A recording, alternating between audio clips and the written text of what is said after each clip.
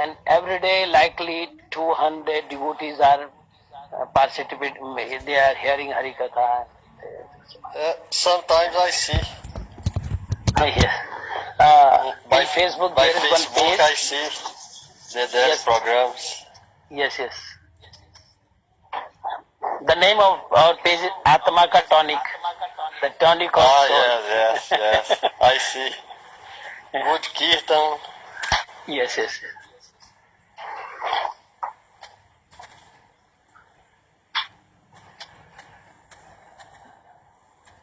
Yes, Chaitanya Gaudiya Mata is doing good Yes, yes. in many places. By the grace of Gurudev.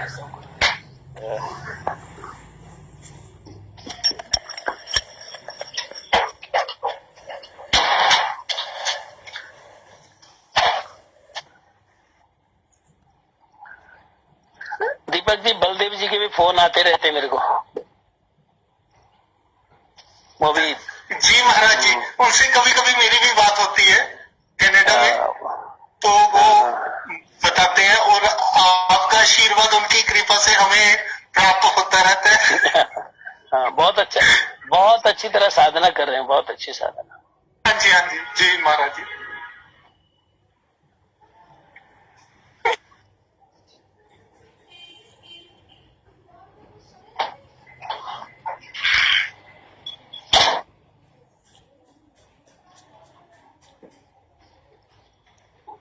Lalita Goyal जी, हरे कृष्णा।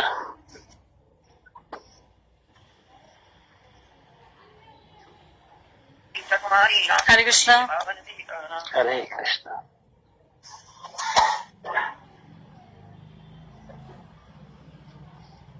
तो ललिता, आपकी duty नहीं है?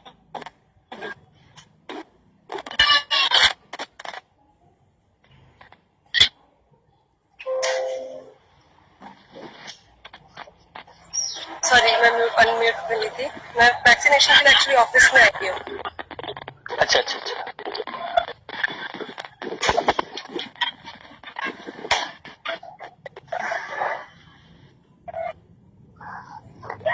परमा माता जी,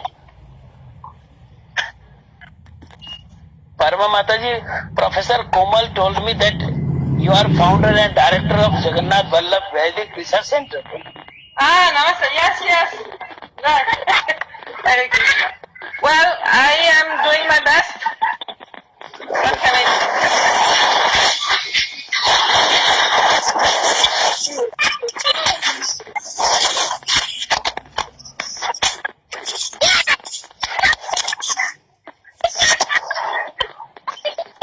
वो नहीं है, प्रोफेसर कोमल का है।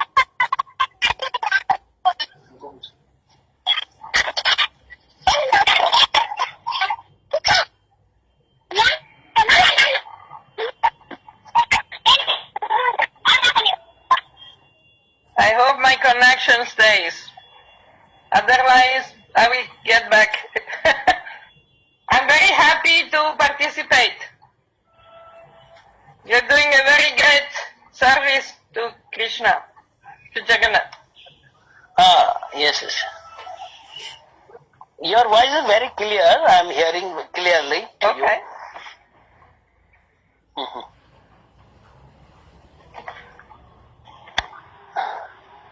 I am finding to organize a Professor Kazal.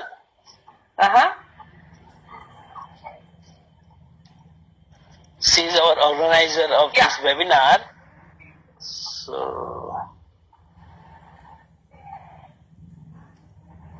How can I serve you, Maharaj? by chanting Hare Krishna Mahamant, you can serve to all. Thank you. Okay, that is very good. Thanks. Yes. Haribo.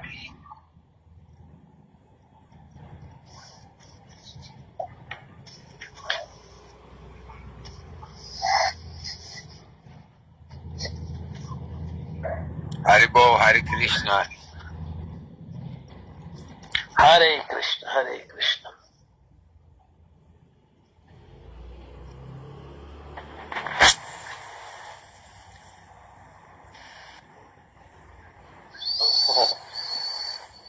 you are Fabio Luis, huh? Yes, from Brazil. Yes, my friend Maharaj. Oh, nice.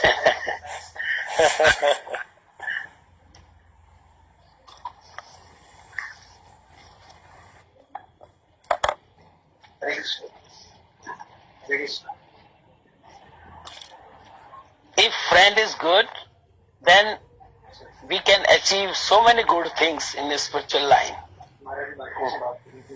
Yes.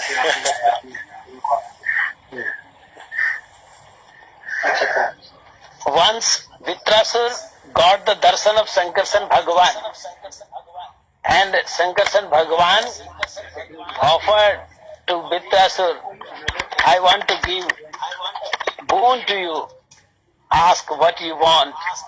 Then the Vitrasur requested to Supreme Lord Sankarsan, I want the friendship for your devotees. If I will get the friendship with your devotees, then everything I will get. Your darshan, your services, your dham, everything I will get. Vitrasur told that. Understood, Father? Yeah, Yes. Entendeu aí? entendi.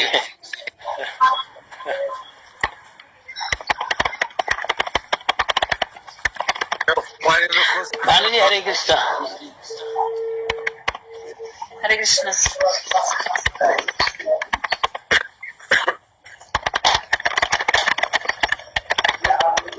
Hare Bol Kanuti. Hare Bol Kanuti.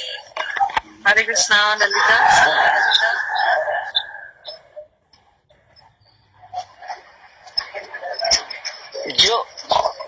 जो organiser है professor काजल, मेरे ख्याल वहाँ पे internet नहीं चल रहा हुआ, इसलिए वो नहीं क्या बोलते एक्चुअली वो कहते वो और अभी 2 जने और आने बाकी हैं, कहते वो आ जाए। तो ऑनलाइन तो हो बोलो, ऑनलाइन है वो आपका, वो कहते जैसे अभी जैसे और आ जाएंगे स्कूल में।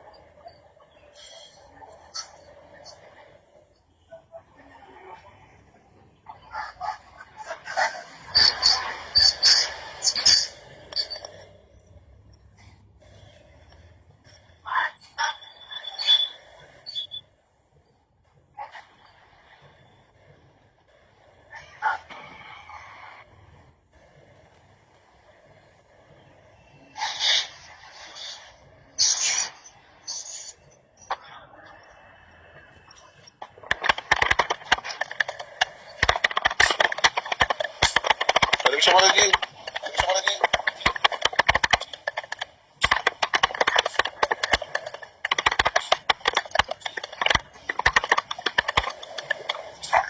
Mintu ji Hare Krishna. Pode chamar aqui. Mintu ji Hare Krishna.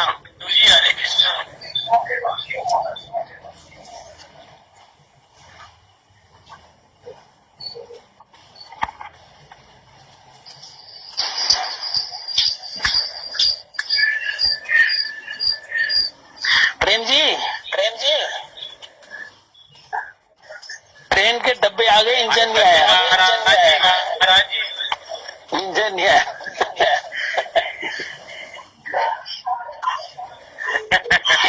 इसलिए हमारी ट्रेन स्टेशन पे रुकी आगे नहीं चल रही। और ये मंगलवार को डॉक्टर जी के पास बोर्ड लेके जाना है, उसके बाद वो आगे फिर मैं इंजन आ जाएगा ना, आगे इंजन आ गया। बात रखना बस, अच्छी बात रखना बस। बाकी महाराज आशीर्वाद रखना। सब आशीर्वाद रखना, सब ठीक रहे। हरे कृष्ण। हरे हरे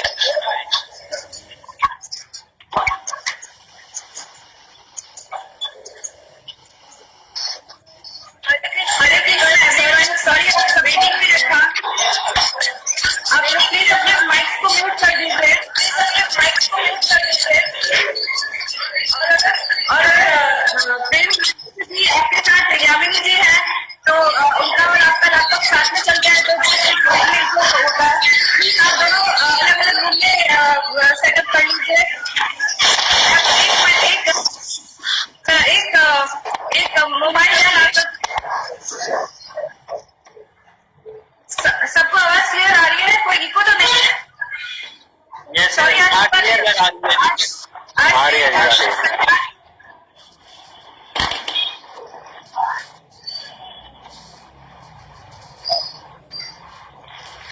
आप लोग को वेटिंग पे रखा, सॉरी। और किसी के दो डिवाइसेस यूज कर रहे हैं तो एक को म्यूट रखिए। और बीच में जब महाराज जी स्पीकर्स बात कर रहे हो तो आपका माइक म्यूट रखिएगा। एंड में सबको बोलने का मौका दिया जाएगा और अपने क्वेश्चंस को करते जाइए ताकि आप बाद में भूल ना जाए। थैंक यू आप सबके कोऑपरेशन के लिए।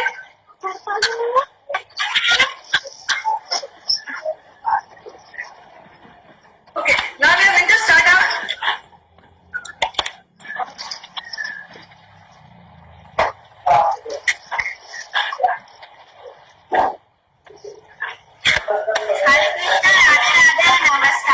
A very good evening to all.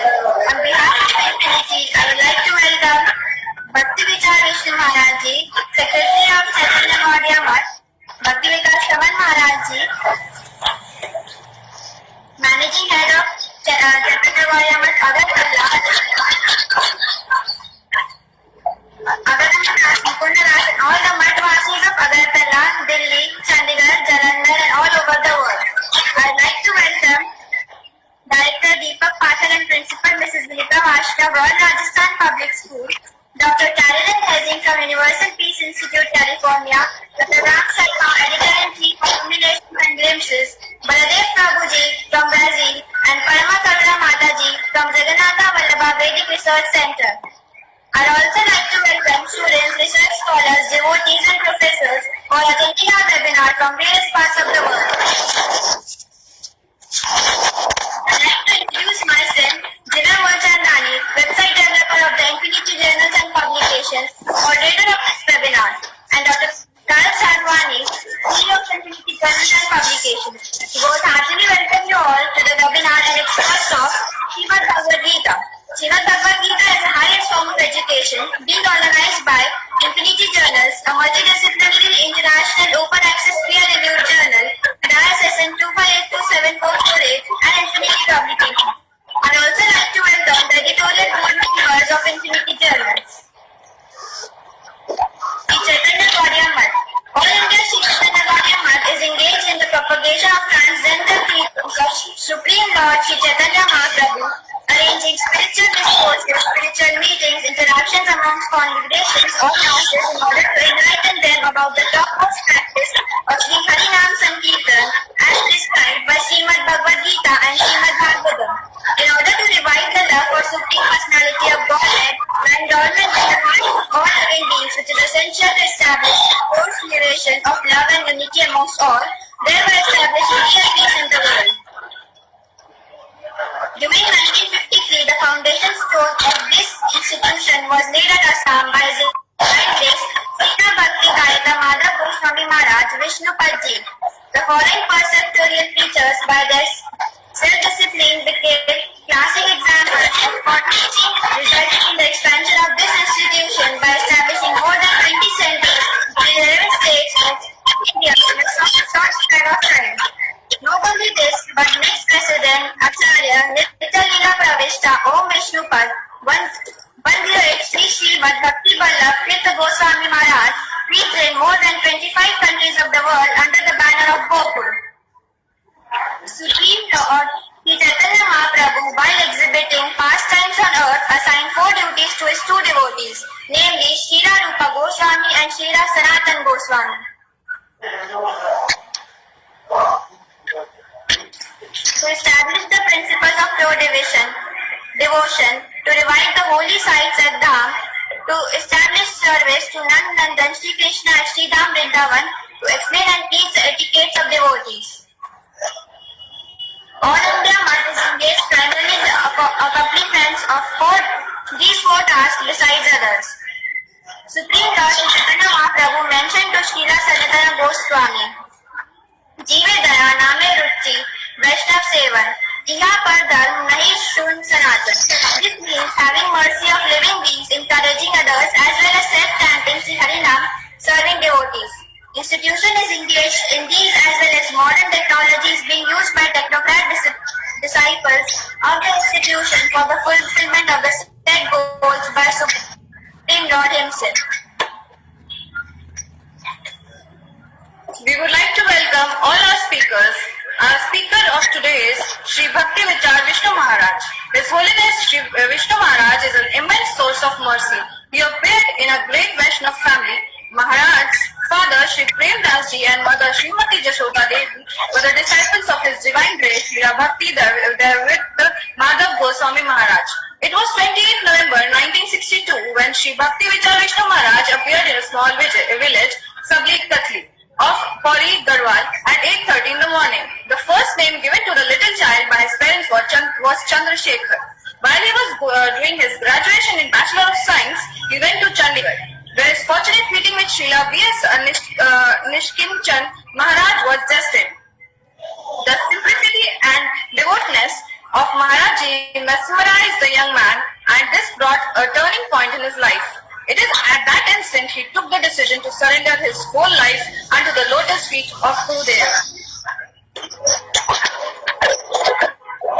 In Jammu 1982, his spiritual master, His Divine Grace, Srila Bhakti Vallabh Swami Maharaj, blessed him with Harinam, and later, taking absolute shelter at his lotus feet, he took initiation from him at Sri Chaitanya Gaudiya Math in Chandigarh 1983. Gurudev blessed him with a new name, Chigdananda Das Brahmachari.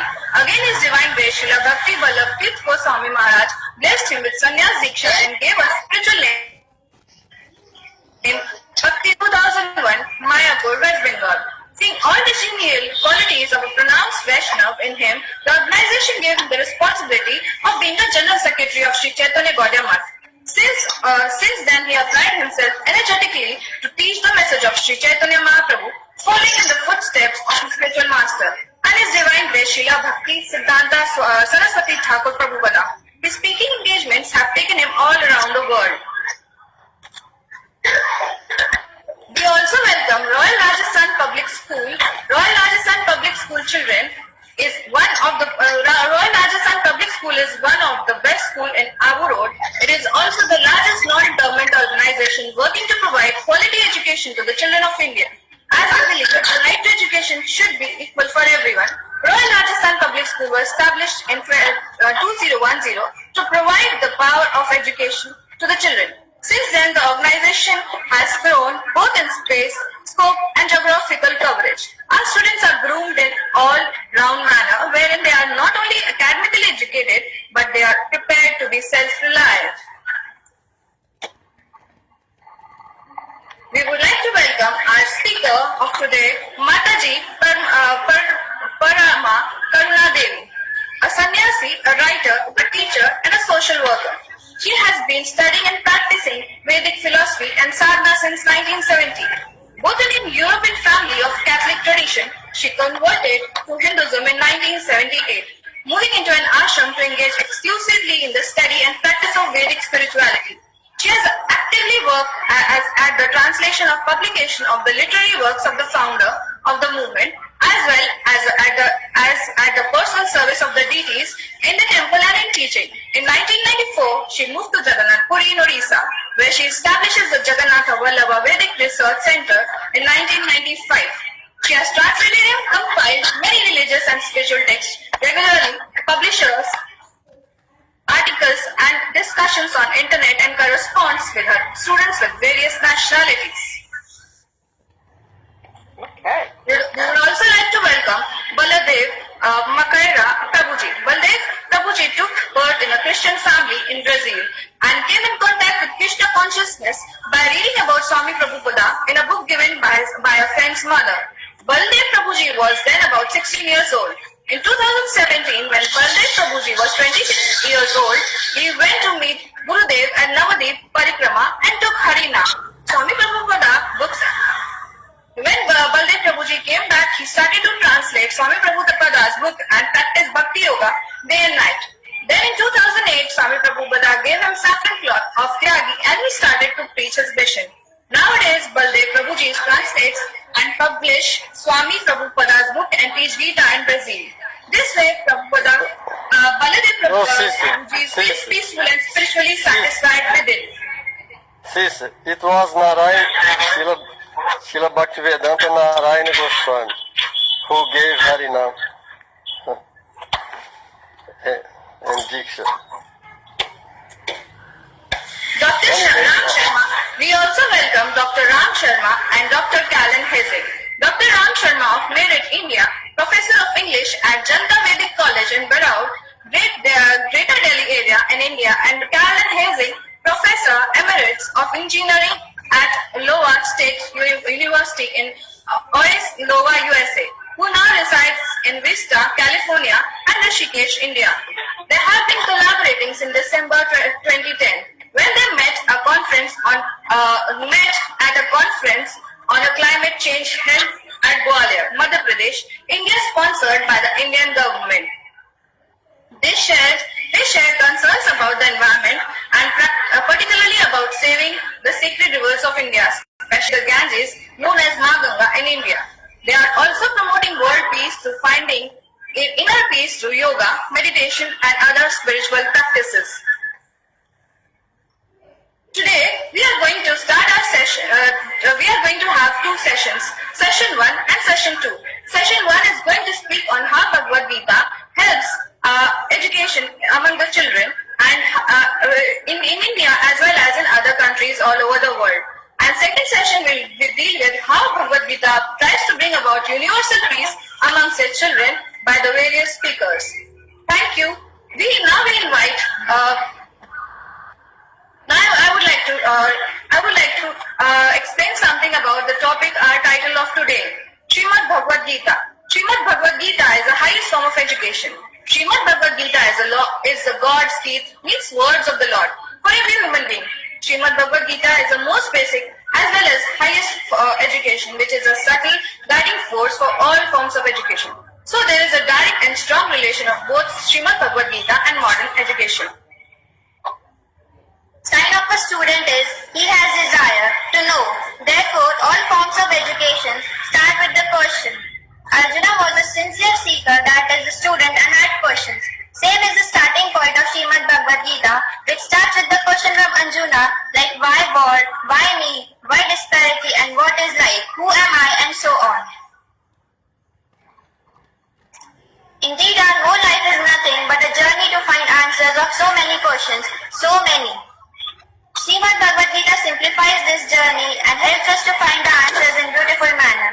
It is one of the greatest contributions of India to the world. Arjun got mentally distressed when he saw his relative with whom he has to fight. To motivate him, the Bhagavad Gita is preached in the battlefield Kurukshetra by Lord Krishna to Arjun as a counseling to do his duty, while multitude of men stood by waiting. Krishna gave education to perform his duty as a prince, as a warrior, as a righteous man to fight against evil and restore peace and order. The central teaching of the Gita can be beautifully summarized in this sentence of any peasant. It is meant to lift the aspirant from the lower levels of renunciation where objects are renounced to the loftier heights where desires are dead and where the yogi dwells in the calm and ceaseless contemplation, while his body and mind are actively employed in discharging the duties that fall to his lot in life. The Gita tries to build up a philosophy of karma based on jnana and support by bhakti in a beautiful manner. Thus, the real meaning of education is to impart knowledge. True education would provide children not only an intellectual stimulation but also a real purpose in life. The Bhagavad Gita is called the king of education because it is the essence of doctrines and philosophies. It is the purest knowledge and because it gives direct perception of the self by realization. Objectives of education according to Bhagavad Gita. We may analyze the ideas of education into six parts, such as to develop virtuous knowledge, to develop and effect sublimation of personality, to coordinate between the individual and social aim, to develop the inner consciousness, to develop intellectual and logical ability, to establish the importance of duty in life. I would like to invite our first speaker, Maharaj Vishnu Maharaj Ji, to please enlighten us with his golden words relating to Bhagavad Gita and education. Thank you. Session 1.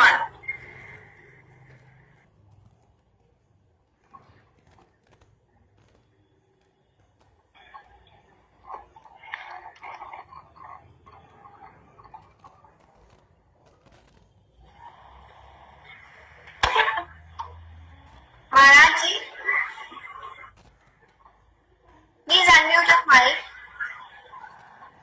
Shri गुरु तारणम वांछा कल्पतरुभ्यश्च कृपा सिन्धुभ्यैव च पतितानां पावनेभ्यो वैष्णवेभ्यो नमो नमः।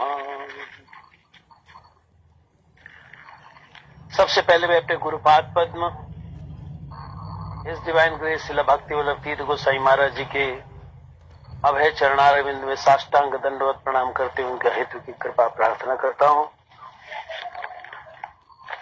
आज के इस webinar में अगरतला से हमारे श्रवण महाराज, दिल्ली से नरसिंह महाराज जी उपस्थित है, मैं उनको भी प्रणाम करता हूं। मैं अभी पंजाब में आया हूं प्रचार के लिए। ये जो वेबिनार का सेशन चल रहा है, इसके ऑर्गेनाइजर प्रोफेसर कोमल और मिस जिव्या, उनको भी मैं हरे कृष्ण बोलता हूं। And I want to say to Baldev Prabhu from Brazil, his friend Fabio, and Param Karuna Devi from Italy. This session is Hindi, so I will speak Hindi. In second session I will speak in English. Okay. ये हमारा तीसरा session है भगवत गीता के बारे में। Professor कोमल ने बहुत अच्छी तरह से ये प्रोग्राम ऑर्गेनाइज किए। Maharaj Ji, Professor Kajal. Professor Kazi. तो जो पहला हमारा वेबिनार हुआ था 29 मई को, उसमें था टॉपिक आज के युग में श्रीमद् भगवत गीता की शिक्षाओं का महत्व। उसके बाद दूसरा जो वेबिनार हुआ 5 जून को, उसमें था भगवत गीता में सिखाती है जीवन को पूरी तरह से जीना कैसे होता है। और आज हमारा विषय है भगवत गीता की शिक्षा का सर्वोच्च रूप। पहले तो हम देखिए भगवत गीता है क्या। भगवत गीता एक उपनिषद है। उपनिषद ये संस्कृत शब्द है। उप माने होते हैं नजदीक, निषद माने ले जाना। भगवत गीता एक ऐसा ग्रंथ है, एक ऐसा उपदेश है, भगवान कृष्ण की हमको सलाह है, भगवान श्री कृष्ण का वो निर्देश है, जिसके द्वारा हम भगवान के नजदीक जा सकते हैं। उप माने नजदीक, निषद माने ले जाना। भगवत गीता हमको भगवान के नजदीक ले जाती है। हमारे प्रभुपाद जी श्रील भक्ति सिद्धांत सरस्वती ठाकुर, उन्होंने जब गौड़िया मठ की स्थापना करी तो उन्होंने हमको एक स्लोगन दिया, एक मोटो दिया। उन्होंने लिखा, ये जो गौड़िया मठ है क्या शिक्षा देगा, गौड़िया मठ का उद्देश्य क्या है, ये गौड़िया मठ किस मिशन पे काम करेगा। तो उन्होंने वो मोटो लिखा,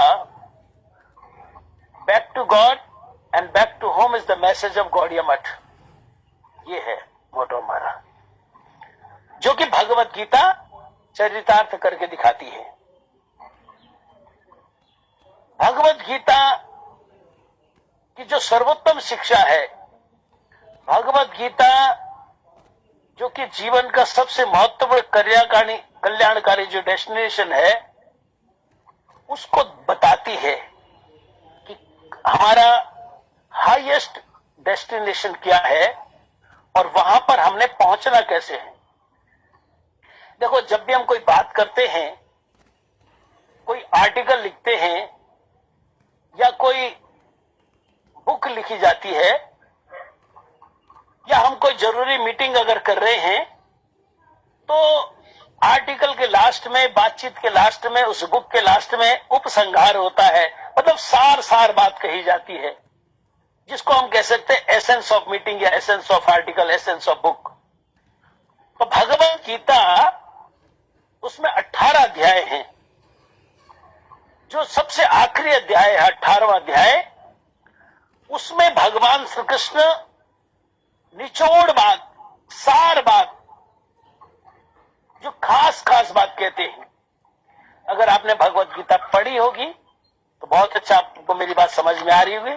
नहीं पढ़ी होगी तो आप समझना, भगवत गीता के 18वें अध्याय में लास्ट में 64वें श्लोक में भगवान श्री कृष्ण कहते हैं, सर्वगुह्य तमम भूय शृणु में परमम वचा। अर्जुन, सर्वगुह्यतम मैंने सबसे खास बात, गोपनीय बात, गोपनीयतर बात और सबसे गोपनीय बात, खास बात, उससे खास बात और सबसे खास बात भगवान कहते हैं मैं तुमको बोलने जा रहा हूं। सुनो में परमम वचा। अब देखो, अर्जुन तो सुन ही रहा है, फिर उसको कहते हैं सुनो। जैसे आप लोग सुन रहे हो, मैं बोलूं सुनो, तो अरे भाई सुन ही तो रहे और सुनने के लिए तो यहाँ पे वेबिनार में आए हुए, तो फिर सुनो क्यों बोल रहे? मतलब कि खास बात बोलने जा रहे हो, ध्यान इधर उधर नहीं होना चाहिए। अर्जुन को भगवान श्री कृष्ण खास बात बोलने से पहले कहते हैं, अर्जुन सुनो में परमम वचा, मैं खास बात बोलने जा रहा हूं, इसको तुम सुनो। यानी कि अब तक मैंने जो बातें तुमको बोली, वो बात अगर तुम भूल गए हो या तुमको ठीक से समझ में नहीं आई या तुम्हारा ध्यान इधर उधर हुआ तो कोई बात नहीं, अब मैं जो बोलने जा रहा हूं इसको तुम बहुत ध्यान से सुनो। ये क्या है? परमम वचा, ये मेरे दिल की बात है, खास बात है, ये मैं तुम्हें बताने जा रहा हूं। अगर अर्जुन पूछे कि क्यों बताने जा रहे हो, तो इष्टोसी, तो मेरा खास दोस्त है इसलिए बता रहा हूं। जैसे जो दिली दोस्त होता है ना, फास्ट फ्रेंड होता है, उसको अपनी दिल की बात बताई जाती है, तो भगवान कृष्ण कहते इष्टोसी, तो मेरा खास दोस्त है इसलिए मैं बता रहा हूं। बक्ष्यामि ते हितम, इससे तेरा बड़ा फायदा होगा। तो मोस्ट कॉन्फिडेंशियल बात जो भगवान श्री कृष्ण ने भगवत गीता के आखिरी अध्याय में, 18वें अध्याय में बोली, जिसके लिए भगवान ने स्पेशली बोला सुन, वो क्या है? भगवत गीता में भगवान कृष्ण कहते हैं, मन मना भव मद भक्तो मदयाची माम नमस्कुरु मामेव ऐश्यसी शक्त्यम ते प्रतिजाने प्रियोस्मे। अर्जुन देख, मैंने तुझे बहुत सारी बातें बताई, मैंने अब तक तेरे को कोई 17 योग के बारे में समझा दिया, कर्म योग के बारे में बता दिया, निष्काम कर्म योग के बारे में बता दिया, ज्ञान योग के बारे में बता दिया, अष्टांग योग के बारे में, मैंने बहुत सारी बातें मैंने तेरे को बताई। सारी बातें अब तू छोड़, अब मैं जो खास बात बता रहा हूं ये इसको ध्यान दे। देख अर्जुन, तू मेरा है और मैं तेरा हूं, इसलिए तू अपना मन इधर उधर मत दे, इधर उधर मत भटक, मन मना भाव, अपना मन तुम मुझको दे दे। देखो, भगवान धन नहीं मांग रहे, भगवान कहते मन दो मेरे को। मद भक्तो, तो कहां उसका पूजा, तो छोड़ सब इधर उधर ध्यान, तो मेरा भक्त बन, मद याजी, तो मेरी पूजा कर। अच्छा, एक और बात है, भगवान ये घमंड से नहीं बोल रहे, है ना। हमारे गुरु महाराज जी, इस डिवाइन ग्रेस भक्ति वल्लभ तीर्थ गोस्वामी महाराज जी, उन्होंने बताया कि एक किसान था, तो किसान के मन में आया कि मैं तो अनपढ़ ही रह गया, लेकिन अपने लड़के को पढ़ाऊंगा। तो उसका लड़का आईपीएस ऑफिसर बना। तो जब उस ज्वाइनिंग के लिए वो जा रहा था, तो उसने कहा, जिन माता पिता ने मेरे को पढ़ाया, पहले उनको प्रणाम करके आऊं, फिर ऑफिस ज्वाइन करूंगा। तो वो गांव में गया, अपने दादा को, दादी को, अपने पिताजी को, माताजी को, सबको मिला। तो दादी तो बेचारी बिल्कुल गांव की है। जब दादी को उसने बोला कि दादी मेरी नौकरी लग गई, तो दादी पूछते कहाँ लगी? अब वो सिंपल भाषा बोलते मेरी पुलिस में नौकरी लग गई। अब वो क्या समझाए कि मैं आईपीएस ऑफिसर बन गया हूँ। कहते दादी मेरी पुलिस में नौकरी लग गई। तो उसका बेटे आ गया। तो उसने उसके पीठ पे हाथ मारा, उसको शाबाशी दी और बोला मैं तेरे को आशीर्वाद देती हूँ, तू ना दरोगा बन जा। अरे आईपीएस ऑफिसर के आगे तो कितना जूनियर होता है दरोगा, लेकिन उसकी भावना है कि मैं इसको कुछ अच्छा बोलूं। इसी तरह जब उसने अपनी मम्मी को मिला, अपने पापा को मिला, सब बातचीत हो गई। जब वो अपना ब्रीफकेस लेके चल रहा था, तो गुरु महाराज जी कहते हैं वो जो लड़का है उसका पैर जो है उसकी मम्मी के पैर से टकरा गया। उन्हें सॉरी बोला, आगे निकल गया। गुरु महाराज जी कहते हैं वो जो माता जी है, उसकी मम्मी जो है, उसके मन में आया कि मेरे बच्चे का पैर मेरे पैर से लग गया, तो कहीं इसका कोई गलत ना हो जाए इसके साथ, क्योंकि माता पिता के चरण तो स्पर्श करने चाहिए, प्रणाम करना चाहिए। इसका पैर लग गया। तो फिर माता जी ने, वो जा रहा था, उसने बेटे इधर आ। तो उसको बुलाया, बोला हाँ माता जी बोलो क्या बात? कहते मुझे प्रणाम कर। तो उसने प्रणाम किया। तो गुरु महाराज जी कहते हैं यहाँ पर माता जी उस बच्चे को अपने पास बुलाती है और मुझे बोलती है मुझे प्रणाम कर। तो घमंड से नहीं बोल रही है, स्नेह से बोल रही है कि इसका पैर मेरे पैर से लग गया, कहीं इसके साथ कोई अशुभ न हो जाए। ऐसे जैसे एक माँ स्नेह से अपने बच्चे को बोलती है कि मेरे पास आ, मुझे प्रणाम कर, ऐसे करोड़ों माताओं का वात्सल्य भगवान में है। वो जो अर्जुन के माध्यम से हमको मैसेज दे रहे, हमको उपदेश दे रहे, हमको संदेश दे रहे हैं कि तुम इधर उधर ध्यान मत दो, अपना मन मुझको दो, और इधर उधर और तमाम पूजाओं में फंसने की जरूरत नहीं है। मैं सर्वेश्वर परमेश्वर, मैं तुम्हारा नित्य प्रभु हूं, तुम मेरे भक्तों बनो, मेरी पूजा करो। उससे क्या होगा? मामेव ऐसी सत्यम। अर्जुन, तुम सारे जो जन्म मृत्यु का चक्र है, तो जो दुखों का चक्र है, तुम इस दुखों के चक्र से बिल्कुल बाहर निकल जाओगे। ये बिल्कुल सच बता रहा हूं, तुम मेरे को प्राप्त हो जाओगे, मेरे धाम में आ जाओगे। वही बात जो प्रभुपाद ने बोली थी, back to God and back to home. ये इतनी महत्वपूर्ण बात है। इसके बाद भगवान ने एक और बात बोली, जिसके बाद भगवान ने और कुछ नहीं बोला। वो हाईएस्ट उपदेश है भगवत गीता का, सबसे आखिरी उपदेश है भगवान कृष्ण का भगवत गीता के 18वें अध्याय में, और वो है सर्वधर्मान परित्यज्य मामेकं शरणं व्रज अहम ताम सर्व पापेभ्यो मोक्षयिष्यामि मा शुचः। भगवान श्री कृष्ण अर्जुन को कहते हैं, अर्जुन तू तमाम धर्मों की बात छोड़, एक काम कर, माम एकम शरणम व्रजा, तू मेरी शरण में आ जा। तू मेरा नित्य दास है, मैं तेरा नित्य प्रभु हूं। मुझको भूलकर तू संसार में भटक रहा है, सही रास्ते पर आ जा, तू मेरे शरणागत हो जा। तुझे सारे पापों से मुक्त कर दूंगा, सारे बंधनों से मुक्त कर दूंगा, सारे दुखों से तेरे को मैं ऊपर उठा लूंगा। तो मां सुचा, तू इसके लिए चिंता मत कर। अर्जुन ने जो मोस्ट कॉन्फिडेंशियल बात सुनी, जो कि गीता की सर्वोच्च शिक्षा है, भगवान कृष्ण के चरणों में शरणागत होना। भगवान श्री कृष्ण हमारे माता पिता सब कुछ हैं, उनके घर वापस जाना, इस संसार की जेल से निकलना, ये जो मोस्ट कॉन्फिडेंशियल बात भगवान कृष्ण बोली, इसको सुनने के बाद अर्जुन ने बोला, नष्टो मोह स्मृति लब्ध्वा तत्प्रसादात्मयाच्युत। हे श्री कृष्ण, क्या लाइफ आपने मेरे को दे दी, क्या ज्ञान मेरे को दे दिया।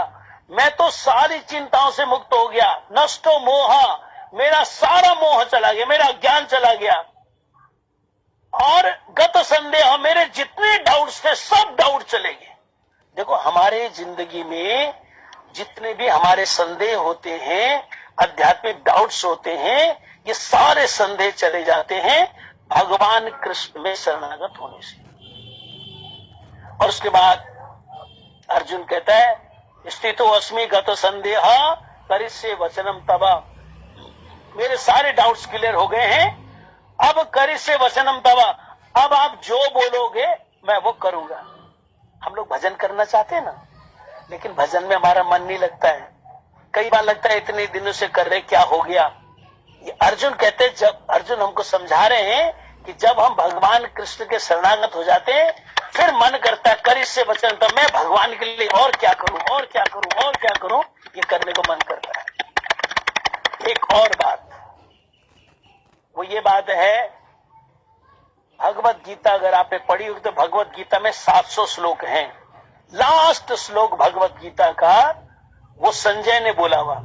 भगवत गीता का पहला श्लोक धृतराष्ट्र ने बोला, धर्म क्षेत्रे कुरुक्षेत्रे संवेतायुयुत्सवः मामका पांडवश्चैव किम कुर्वत संजय। ये पहला श्लोक है भगवत गीता जो धृतराष्ट्र ने पूछा संजय को।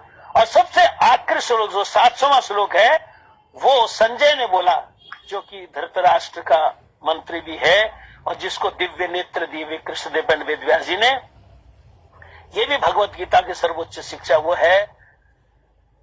संजय कहते हैं, यत्र योगेश्वरो कृष्ण यत्र पार्थो धनुर्धर तत्र सी विजय भूति ध्रुवा नीतिर्मतिर्ममः। अर्जुन संजय कहता है, हे प्रभु, हे धृतराष्ट्र, हे राजन, सारी भगवत गीता हो गई है, अभी महाभारत का युद्ध होना, मैं अपने दिल की बात बोलना चाहता हूं। मेरे दिल की बात यह है, यत् योगेश्वर कृष्ण, जहां पर योगेश्वर भगवान कृष्ण है, यत्र पार्थो धरा, जहां पर धनुर्धर पार्थ है, तत्र श्री, वहीं पर ही सारा सौंदर्य है, ऐश्वर्य है, धन दौलत है, विजय, वहीं पर ही विजय है, भूति, तमाम जो विलक्षण शक्तियां वहीं पर ही हैं, ध्रुवा नीति मतिर्मम। और यही ध्रुव नीति है, पक्की नीति है कि तुम उस साइड में खड़े हो जाओ जहां पर भगवान कृष्ण है, जहां पर भगवान के भक्त अर्जुन जैसे भक्त हैं। तो संजय ने जो भगवत गीता सारी सुनने के बाद ये बात बोली कि जहां पर भगवान कृष्ण है, जहां पर अर्जुन जैसा भक्त है, अगर आप वहां पर रहोगे तो कोई धन दौलत की कमी नहीं आएगी, आपकी हर समय विजय होगी और आपके पास विलक्षण विलक्षण शक्तियां आपके पास आएंगी। और यही नीति है, भगवान को धृतराष्ट्र को कहता है संजय, मतिर्मम, ये मेरा मंतव्य है। यानी कि भगवत गीता में अगर आप ध्यान से संजय की इस बात को पढ़ेंगे तो आपको पता लगेगा, महाभारत युद्ध के शुरू होने से पहले ही संजय ने बता दिया था कि पांडवों की जय होगी, पांडव विजय को प्राप्त करेंगे, क्योंकि वहां पर कृष्ण है और वहां पर अर्जुन है। तो आज का जो विषय है, आज का विषय है भगवत गीता की शिक्षा का सर्वोच्च रूप। तो भगवत गीता की जो सर्वोच्च शिक्षा है वो है, भगवान श्री कृष्ण कहते, मामेकम शरणम व्रज। हे जीवो, तुम मुझको भूलकर, मुझसे भटककर इस संसार के 84 लाख जन्मों के चक्र में घूम रहे हो। पुनरपि जन्मम पुनरपि मरणम पुनरपि जननी जठरेम शरणम घूम रहे हो। सबसे बढ़िया बात मैं तुमको ये बोलना चाहता हूं, इतनी भगवत गीता में मैंने बहुत सारी बातें बोली, सर्वोत्तम बात मेरी ये है, माम एकम शरणम व्रजा, तुम मेरी शरण में आ जाओ। तो भगवान श्री कृष्ण की शरण में जाना ही, back to God and back to home ही भगवत गीता की सर्वोच्च शिक्षा है। बोलो श्री कृष्ण भगवान की जय। आज के प्रवचन में इतना ही। अगर किसी के मन में कोई प्रश्न हो तो वो जीविका के माध्यम से पूछ सकता है।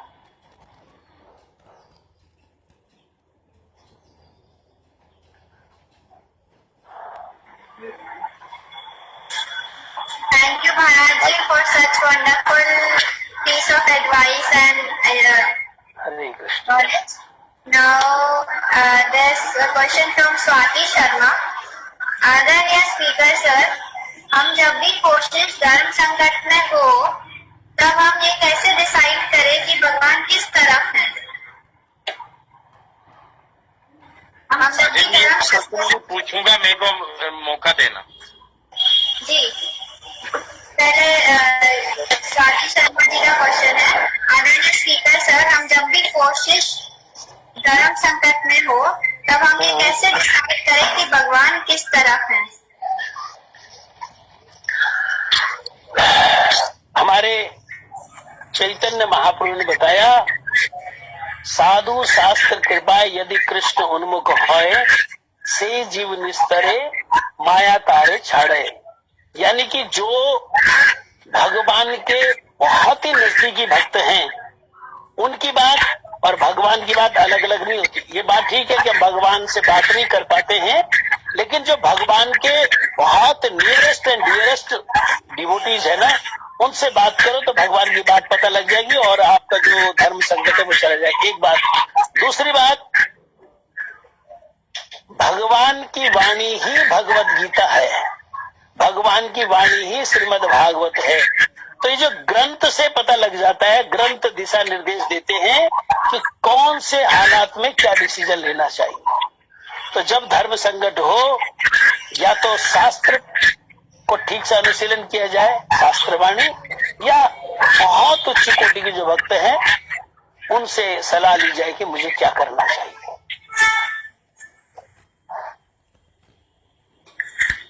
मेरा मल्होत्रा जी का क्वेश्चन है, what is the language of Gita, in which language it was firstly written? कौन से लैंग्वेज में ये लिखी गई थी सबसे पहले? सबसे पहले भगवत गीता और वेद, वेदांत, उपनिषद सभी संस्कृत में लिखे गए थे, मूल में संस्कृत।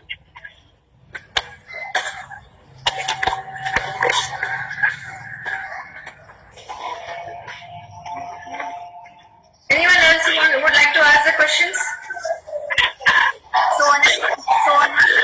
सोनम राजपूत जी का, भगवत गीता को पढ़ने के लिए क्या कोई समय होता है या हम कभी भी कहीं भी पढ़ सकते हैं?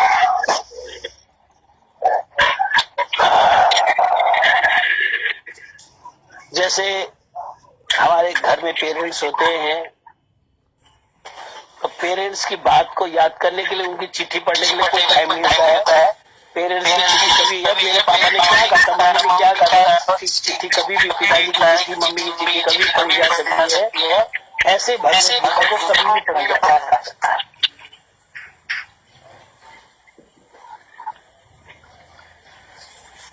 Please make your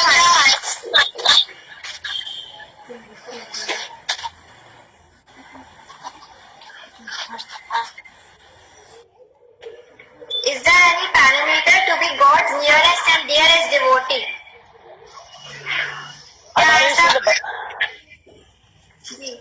हमारे श्रील भक्ति सिद्धांत सरस्वती ठाकुर जी ने लिखा, और बहुत अच्छा उन्होंने लिखा, कनक कामिनी प्रतिष्ठा भागिनी छाड़िया छे जारे, सही तो वैष्णव, सही शुद्ध भक्त, सही अनासक्त, संसार तथा पाए पराभव।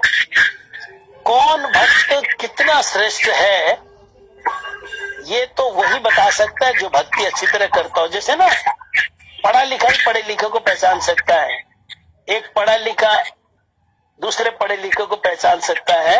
अब अनपढ़ गंवार अंगूठा साहब हो, उसको बोला जाए ये भाई साहब इन्होंने एमए की हुई है, और ये जो बहन जी है ये इन्होंने नर्सरी पास करी हुई है, तो सोचेगा एम में तो छोटा हुआ, नर्सरी काफी लंबा है, इसलिए नर्सरी वाले ज्यादा पढ़ा लिखा होगा ना। तो अंगूठे छाप वाले को नहीं पता लगेगा, लेकिन तो 10th क्लास में पढ़ा तो उसको पता होगा नर्सरी क्या है, तो 8th क्या है, तो MA क्या है। इसी तरह जो भजन करते हैं, भजन करने वाले ही भजन करने वाले को पहचान सकते हैं।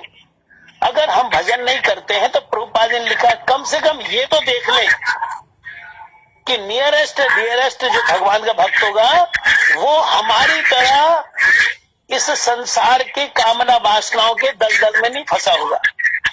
मैं भी दलदल में फंसा हूं, गुरु भी दलदल में फंसा है, तो क्या मुझको निकालेगा, वो खुद ही फंसा हुआ है। तो उन्होंने कहा 3 लक्षण तो देख ही लेना भगवत भक्त में। पहला, कनक माने वो जो भगवत भक्त होगा पैसे के लिए बहुत पागल नहीं होगा। अब या कई बार ऐसा होता ना, भागवत कथा करते हैं, कीर्तन करते हैं, उसके बदले पैसे लेते हैं, वो कोई कथा नहीं होती, वो भक्त नहीं होते, वो तो बिजनेस होता है उनका। पहला। दूसरा उन्होंने लिखा कामिनी, अगर व्यक्ति चरित्रहीन है तो वो भक्त नहीं हो सकता, वो नियरेस्ट नहीं हो सकता चरित्रहीन व्यक्ति। और तीसरा उन्होंने लिखा प्रतिष्ठा, मान सम्मान के लिए पागल है, जरा सी बेइज्जती हो तो एकदम गुस्सा हो जाती है, मूड ऑफ हो जाता है, डिप्रेशन में चले जाता है। तो कहते हैं जो हम बद्ध जीवों में ये 3 डिस्क्वालिटीज होती हैं, पैसे के लिए पागल होते हैं या चरित्रहीन होते हैं या मान सम्मान के लिए पागल, ये 3 जो है अगर भक्त में नहीं है तो आप सोच रहे ये अच्छा भक्त है। तो प्रभुपाद ने लिखा अच्छा भक्त भगवान का नियरेस्ट एंड डियरेस्ट तो वही बता सकता है जो भगवान का भजन करता हो। अगर आप भजन नहीं करते तो कम से कम ये देखना वो पैसे के लिए पागल तो नहीं, वो चरित्रहीन तो नहीं, वो मान सम्मान के लिए उसके अंदर बहुत पागलपन तो नहीं। ये 3 डिस्क्वालिटीज अगर होंगी तो वो नियरेस्ट एंड डियरेस्ट डिवोटी नहीं हो सकता है। मुबाशिर जी ने पूछा है, what Bhagavad Gita says about religious tolerance. Bhagavad Gita ने भी बोला है और हमारे आचार्यों ने भी बोला है कि जितने भी सही धर्म है ना, सभी कॉमन शिक्षाएं तो एक जैसी उनकी। जैसे कोई भी धर्म हो वो ये बताएगा कि मनुष्य जीवन बहुत दुर्लभ है, ये बार बार नहीं मिलता है, इसकी वैल्यू बहुत है। कोई भी धर्म हो वो ये बताएगा कि इंसान और भगवान एक नहीं है।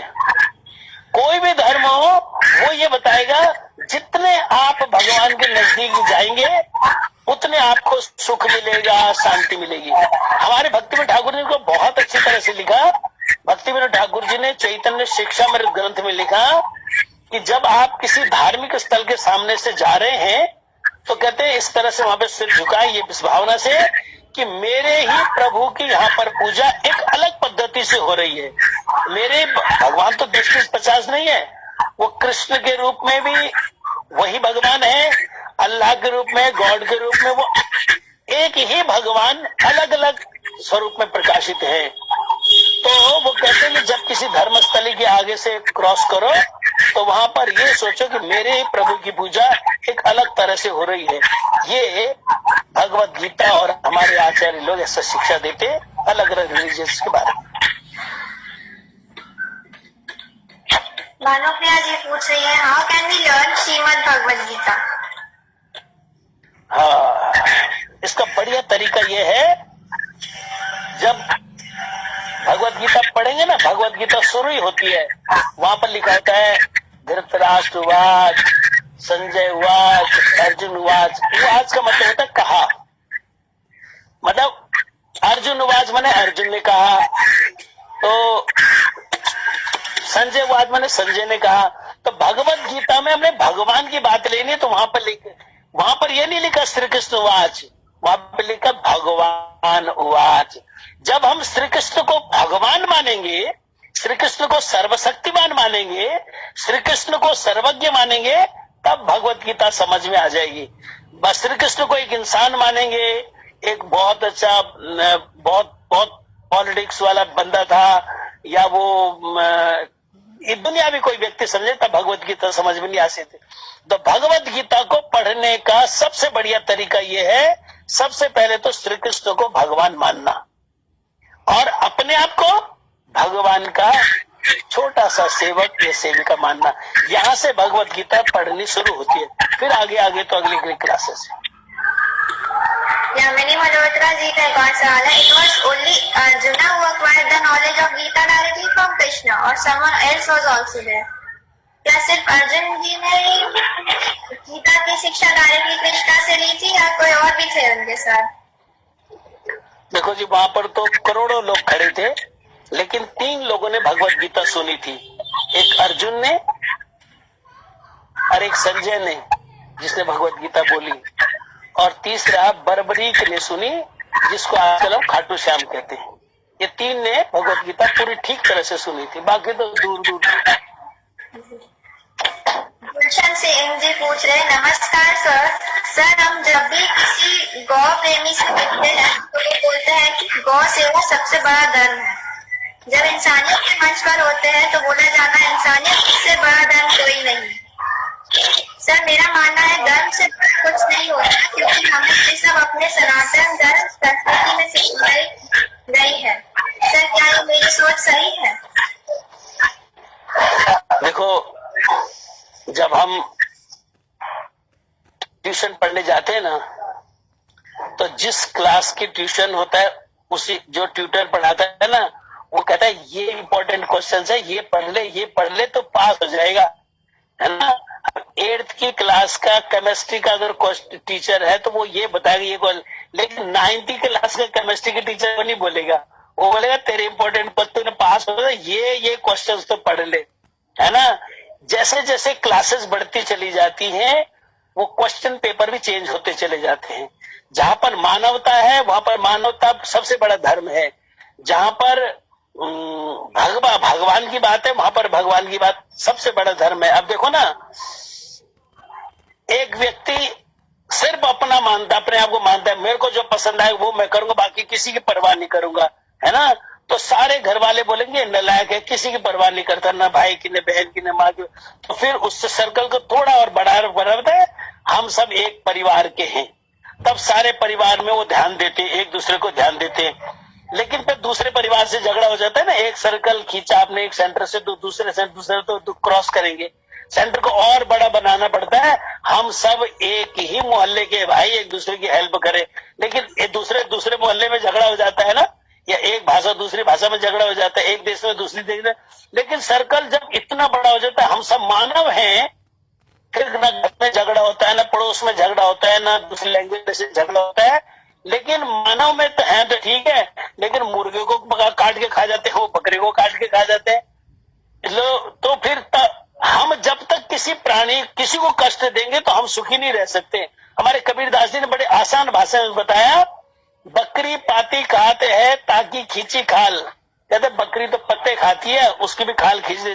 जो नर बकरी खाते हैं तिनको कौन हवाल, जो बंदा पूरी बकरी खा जाता होगा उसके बेचारे के क्या हाल होंगे। यानी कि to the average, to the equal and opposite reaction. हम किसी को कष्ट दें, हमको भी कष्ट मिलेगा। हम बकरी को कष्ट दें, मुर्गे को कष्ट दें, गाय को कष्ट दें, सुअर को कष्ट दें, हमको कष्ट मिलेगा। सर्कल बहुत बड़ा करें हम कि हम सब भगवान के हैं, फिर कोई भी अलग नहीं, हम किसी को कष्ट नहीं दे सकते। जब मैं भगवान को मान लिया हूं, फिर सारी मानवता उसमें आ गई, सारे पशु पक्षी उसमें आ गए। तो जो भगवान को मानने वाला है, जो भगवान आस्तिक है, वो किसी प्राणी को कष्ट नहीं दे। इसलिए जो शिक्षा आध्यात्मिक जगत तो हाईएस्ट शिक्षा है, मैं भगवान का हूं और ये सारे प्राणी, चाहे मनुष्य है, पशु है, पक्षी है, ये सब भगवान के हैं। तो मानवता अपनी जगह पे बिल्कुल ठीक है, लेकिन मानवता होने से वो पशु पक्षियों को कष्ट दिया जाता है। मैं भगवान का हूं, ये सेंटर फिर किसी को कोई कष्ट नहीं होता है। स्वाति शर्मा जी पूछते हैं, आदरणीय स्पीकर सर, क्या त्रेता युग में और पिछले युगों में भी कास्टिज्म था, और अगर था तो ये कितना सही था? देखो जी, कास्ट ये तो हर समय होता है ना। तो लेकिन ये सही नहीं है, भक्ति की दृष्टि से सही नहीं है, क्योंकि भक्ति की दृष्टि से हम सारे भगवान के हैं, चाहे वो किसी भी वर्ण का हो, किसी भी जाति का हो, चाहे वो पढ़ा लिखा हो, अनपढ़ हो, गरीब गरीब हो अमीर हो सब भगवान के हैं, लेकिन ये सिस्टम भेद रहता ही है। तो त्रेता युग में तब भी ये जातिवादी थी, द्वापर में भी थी, कलयुग में भी है। पर जितने जितने लोग भक्त बनते चले जाते हैं ना, वो फिर इससे ऊपर उठते चले जाते हैं। तो ये एक कास्ट से हर एक युग में होता है।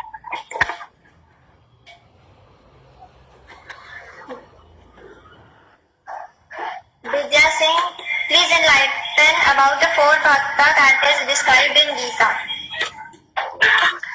भगवान कृष्ण ने बताया, चतुर्विधा भजन्ते माम जना सुकृते अर्जुन आर्त जिज्ञासु अर्थार्थी च ज्ञानी च भरतस्व। 4 तरह के लोग कहते मेरा भजन करते हैं। आर्त माने किसी टाइट कॉर्नर में फंसा, किसी मुसीबत में फंसा हो, जैसे द्रौपदी मुसीबत में फंसी थी, दुशासन उसके कपड़े खींच रहा था, या गजेंद्र मुसीबत में फंसा था, क्रोकोडाइल ने मगरमच्छ ने उसको पकड़ लिया था। ऐसे आर्त भक्त थे, मुसीबत में फंस के भगवान को याद करते हैं। जिज्ञासु जानना चाहते हैं ये कैसे होता है, ये कैसे होता है, दुनिया कहाँ से आई है, हम कहाँ से आए। जिज्ञासु दूसरे जिज्ञासु भजन करते हैं। तीसरा अर्थार्थी, जिसको कुछ चाहिए, भगवान BMW कार दिला दो, भगवान किराए के मकान में तो अपना मकान दिला दो, ऐसे कुछ कुछ चाहते हैं वो भगवान का भजन करते हैं। और चतुर्विधा भजन जनासु आर्त जिज्ञासु अर्थार्थी ज्ञानी, और जिसको पूरा ज्ञान हो गया है, मैं कौन हूँ, भगवान कौन है, संसार क्या है, मेरे भगवान से ज्यादा रिलेशनशिप है, ऐसे ज्ञानी व्यक्ति भगवान का भजन करते। तो 4 तरह के बढ़ते, आर्त जिज्ञासु अर्थार्थी और ज्ञानी, ये 4 तरह के लोग भगवान का भजन करते हैं। ये गीता में बताया भगवान कृष्ण ने।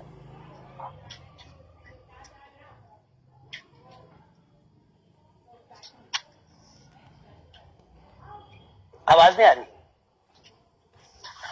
लॉर्ड शिवा और लॉर्ड कृष्णा, गोपाल चंद्र मिश्र जी ने पूछा है, लॉर्ड शिवा और लॉर्ड कृष्णा में कौन है? लॉर्ड शिवा लॉर्ड क्या है? आवाज कट गई। लॉर्ड शिव जी और कृष्णा जी में दोनों में से कौन सर्वशक्तिमान है? अच्छा, गोपाल चंद्र मिश्रा जी ने। हाँ, आप ऐसे देखेंगे रामचंद्र जी और हनुमान जी दोनों में कौन ताकतवर ज्यादा होगा, या रामचंद्र जी हनुमान जी में क्या संबंध है, ये जिसको पता लग जाएगा वो लॉर्ड कृष्ण और लॉर्ड शिव का समझ लेगा। क्योंकि भगवान राम ही कृष्ण अवतार लेते हैं और हनुमान जी ही शिव जी के अवतार है। तो राम और हनुमान का समझ में आने से कृष्ण और शिव जी का समझ में अपने आप आ जाएगा। श्री हनुमान जी ने गीता सुनी थी कृष्ण जी से, पूछा है प्रीति शर्मा जी ने। प्रीति शर्मा जी से को पूछना था, क्या श्री हनुमान जी ने भी गीता सुनी थी कृष्ण जी से? हनुमान जी तो पताका में थे, साक्षात रूप से नहीं थे, वैसे थे। तो वह ऐसा हनुमान जी के बारे में आता नहीं कि हनुमान जी ने सुनी। वैसे तो हनुमान जी सभी जगह पर व्याप्त है, कहीं पर भी आ सकते हैं, सुन सकते हैं। भगवान की कथा सुनने के तो उतावले रहते हैं समय, पर मुख्य रूप से 3 जनों को याद है भगवत गीता जिन्होंने सुनी है। ऐसे तो आप लोगों ने भी सुनी, हमने भी सुनी, पर हमारा नाम इतिहास में थोड़ी आता है। भगवत गीता, उपनिषद और वेदा में कौन सा श्रेष्ठ है? गोपाल चंद्र मिश्रा जी ने पूछा है। भगवत गीता, उपनिषद और वेदा में से कौन सा श्रेष्ठ है? गोपाल जी मिश्रा पूछा है। देखो, एक है पेड़, एक है पेड़ का फल और एक है फल का जूस, है ना। तो पेड़ है वेद रूपी वृक्ष, उसका फल है उपनिषद, और सारे उपनिषदों का सार है भगवत गीता। ऐसा उसमें लिखा हुआ है, सर्वोपनिषदों गावा, सारे उपनिषद गाय की तरह है। और उसमें दुग्धा गोपाल नंद ग्वाला जो भगवान कृष्ण है, पार्थ वत्स, उसका बछड़ा जो है अर्जुन है, और जो दूध है वो अमृत के समान भगवत गीता है। तो वेद रूपी कल्प वृक्ष है, उसका फल है उपनिषद, और उपनिषदों का सार है भगवत गीता।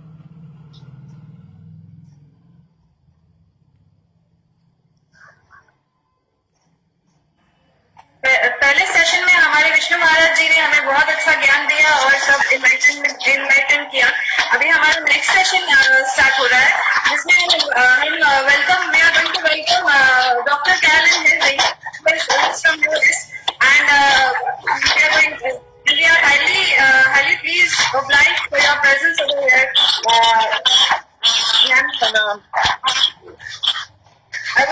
जी महाराज के प्रति मैंने आपको बोला please I would like to introduce you to.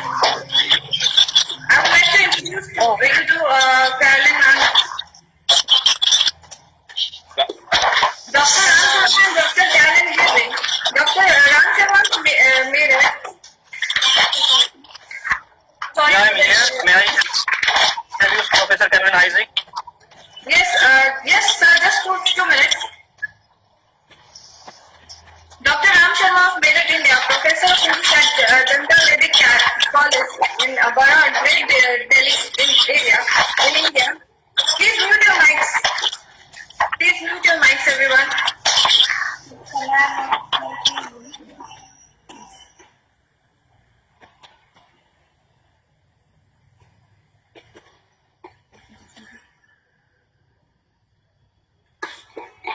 Dr. Ram Sharma of Meerut, India, Professor of English at Janta Vedic College in Barad, Delhi area in India, and Dr. Carolyn Hazing, Professor Emeritus of Engineering at Iowa State University. He is Professor Emeritus of Engineering at Iowa State University in Ames, Iowa, USA, who now resides in Vista, California, and Rishikesh, India. They have been collaborating since December 2010 when they met at a conference on climate change held at Gwalior, Madhya Pradesh. India sponsored by the Indian government.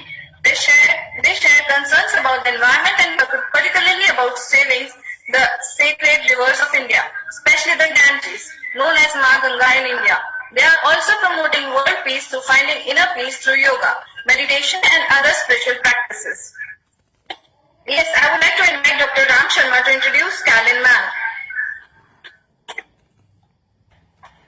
Yeah, it's our privilege to have Professor Carolyn Hazing, and she is a synthesis of East and West. You can imagine she born in a Christian family and how she is drawn to Bhagavad Gita or Indian philosophy is a miracle. She has done her PhD from Stanford University from mechanical nuclear engineering. Later on, she went to Massachusetts Institute of Technology as assistant professor. Later on, she went to Iowa State University, Iowa, and she worked there with the Indian students. And I think from there, her journey of the East started from her Indian students. And the first gift she got was of Nataraja, of Lord Shiva. So these things are really miraculous, that how she started her journey, and later on she became Kriya Bandh of Self-Realization Fellowship, and her guru is Paramahansa Yogananda. She is still working with this party and Democrats. Her mother has been the mayor of Santiago, worked for Democrat Party, and she has worked for home security. She is also associated with so many other organizations in United States. And besides me and she, both are trying to raise or awaken the humanity through our small efforts. We both together have done more than 100 fire ceremonies in USA, poetry readings, Bhagavad Gita discourses. So little efforts we are making, and I really thank all of you that you are here. So now I give this mic to Carolyn Hazing. Yeah. Pranam and good evening to you. I'm very honored to be invited to speak about the Bhagavad Gita and back to God, back to home. And I appreciate all of the efforts you're making, and my guru, Paramahansa Yogananda, arrived in the United States 100 years ago. He arrived 27 years after Swami Vivekananda, who arrived in America in 1893.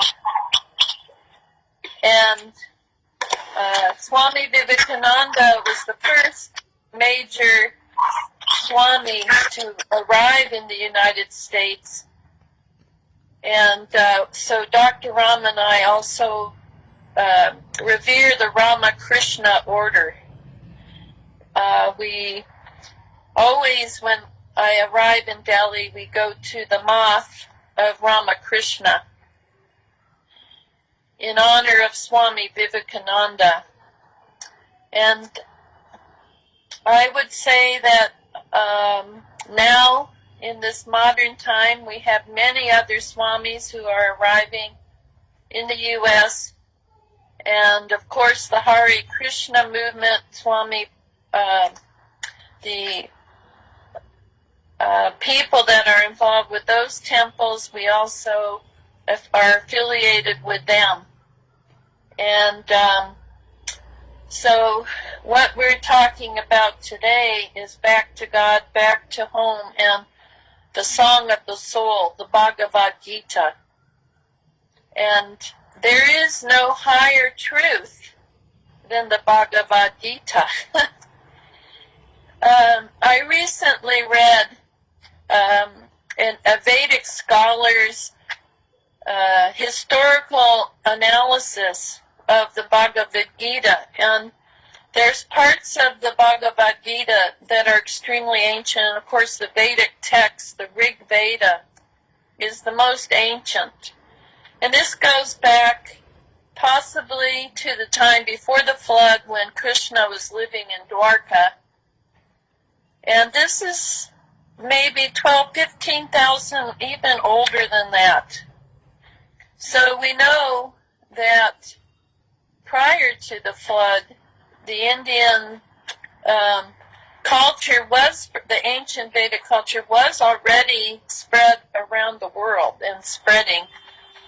And then after the flood, there was a condensation, and some of that was forgotten.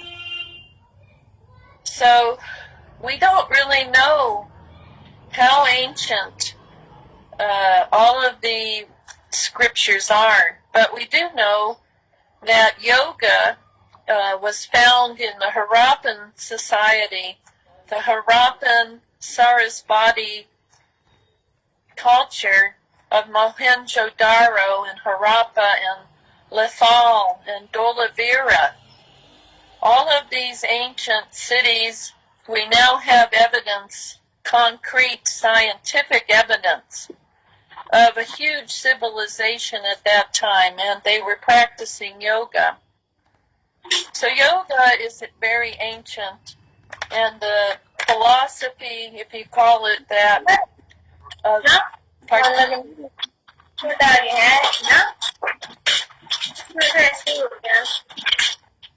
Okay, I'll continue. That is so ancient. So now in the modern age, yoga and the spiritual message of India is spreading around the world, and we are here on a webinar and on all of the internet possibilities. Every day I am in contact through the internet with so many of the gurus. Swami Ramdev, who's very well known, Dr. Ram and I met in Haridwar at his ashram, and so many of the Swamis and Swaminis from Parmarth Nikitan in Rishikesh we're in contact with. And of course I just remembered this morning looking at the Ganges from the Divine Life Society ashram in Rishikesh. And so we've been very blessed, and I've been very blessed to spend so much time in Rishikesh, which is an extremely holy city. And so what I would say is that we are connected now to the internet, and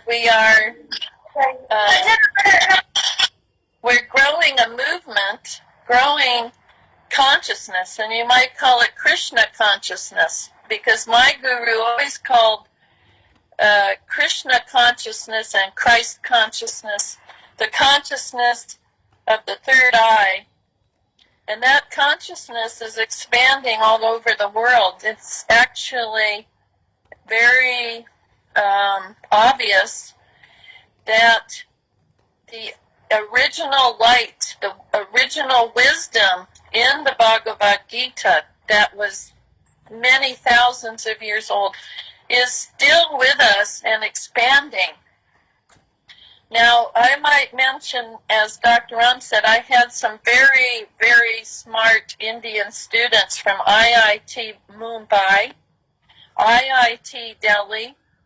These were PhD Indian engineering students that I had, and one of them was a very strong Krishna devotee, and he started a Bhagavad Gita class in one of the classrooms for his fellow Indian students, and I got invited, and I learned so much from my students from their different Hindu traditions. Now, one of them, my student from Rajasthan, he had a RSS connection. And then my student from Mumbai, IIT Mumbai, he was connected through the Hare Krishna movement. Also, when we go to Rishikesh, Dr. Ram and I often have stayed in the ashram associated with the Hare Krishna movement. And here in San Diego, there is a Hare Krishna temple right in my hometown of Pacific Beach. So we have the Indian religion, the Song of the Soul is spreading everywhere, and especially through the internet. And so I think that webinars are an important way to communicate with the young generation. And I always encourage my younger students, the young students, to become involved, and especially the Indian students who arrive in America. So they are, and they have started a Hindu Yuva group, and my student was the president of the Hindu Yuva group at Iowa State University. And he is extremely energetic and extremely smart. And he went to educate some of the American students in this, one of the fraternity houses invited Hindu Yuva to come. And Hindu Yuva came and explained what is Hinduism to these American students. So as the Hindu Yuva groups expand in the United States, they have had quite an impact on the campuses, and most of those Hindu Yuva students are engineering students. And as I have had the privilege to return to India, my student, I was invited to his wedding in Rajasthan, in Jaipur. I met many of his family members, even those village members. So I have had, and then my first trip to India was with Akash Patel, who is, of course, the Patels come from Gujarat, and it was his grandmother. They lived in Nasik, one of the 4 holy cities, Nasik. And his grandmother spoke no English whatsoever. The very first day, she took me to the holy river in Nasik. And I went to many Shiva temples there and participated in some of the rituals because of his wonderful grandmother. So one thing I found out when I went to India, that my Indian students learned most of what they knew about Hinduism from their grandparents.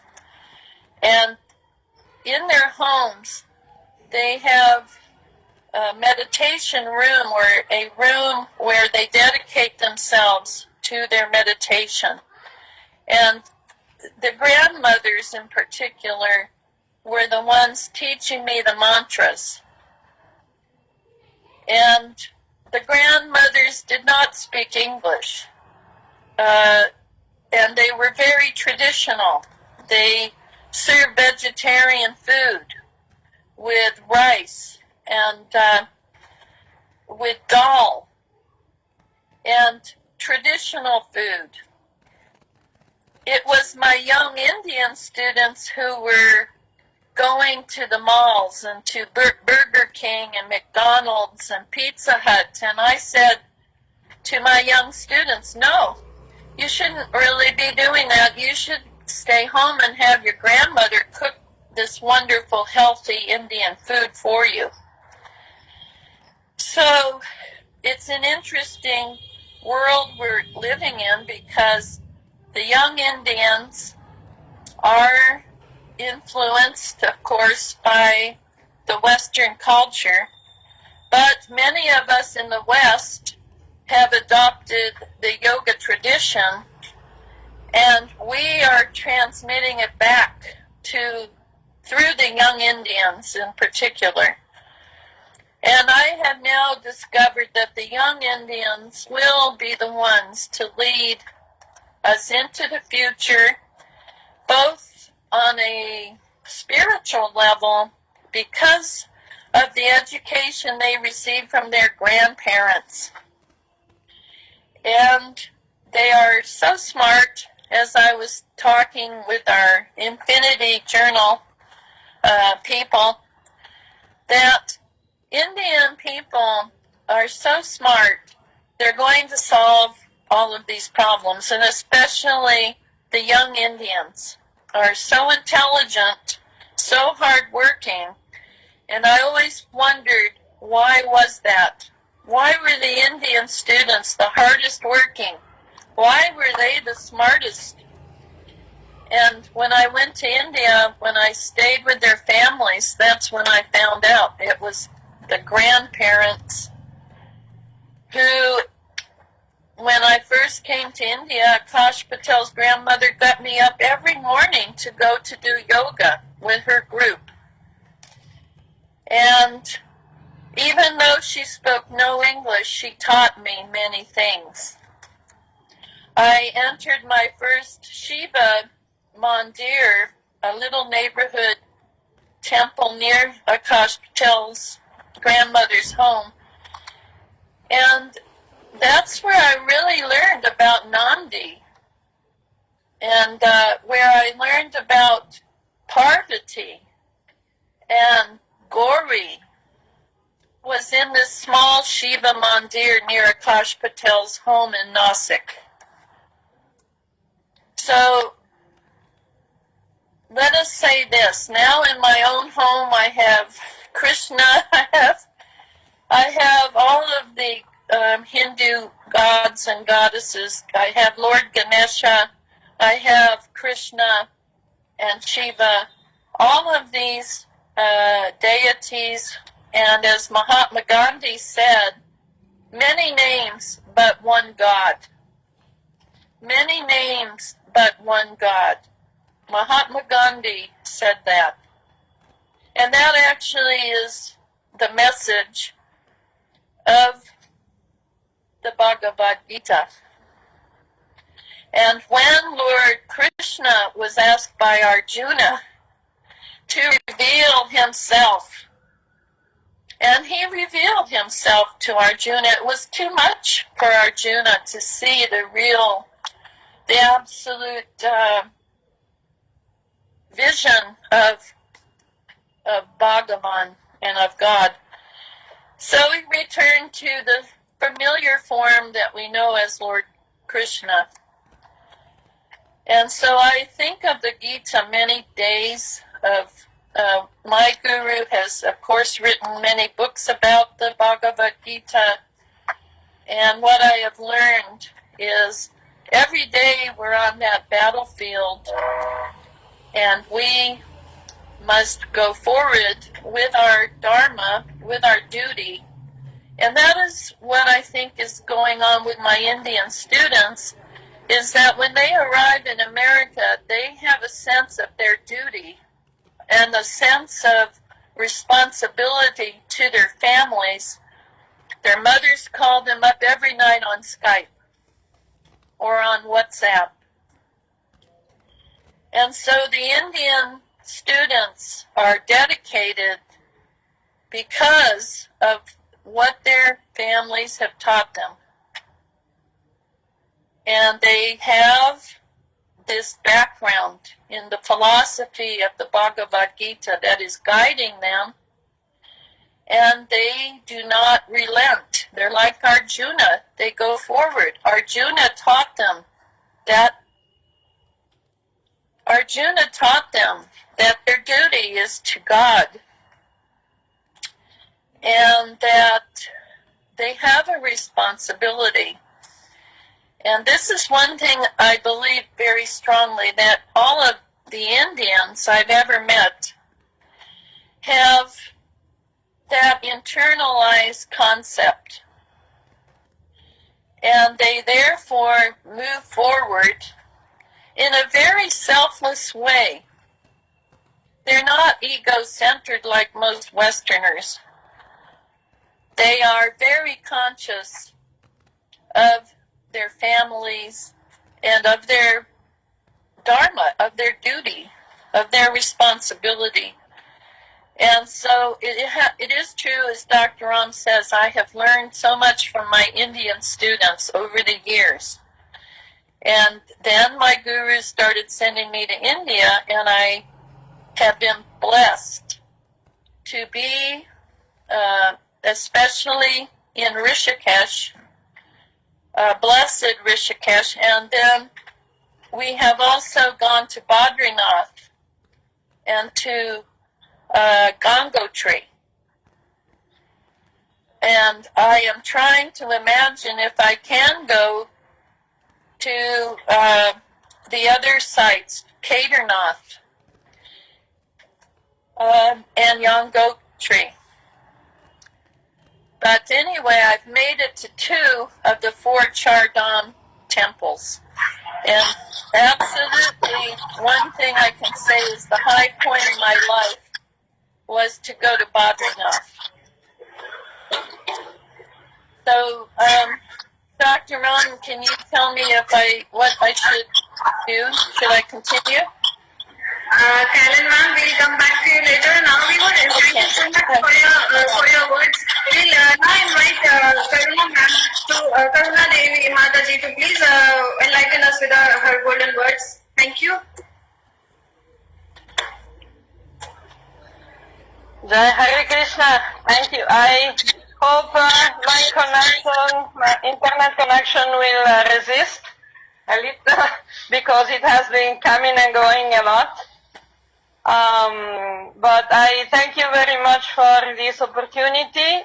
Bhagavad Gita is my life, and I am still going on trying to do seva after more than 40 years now.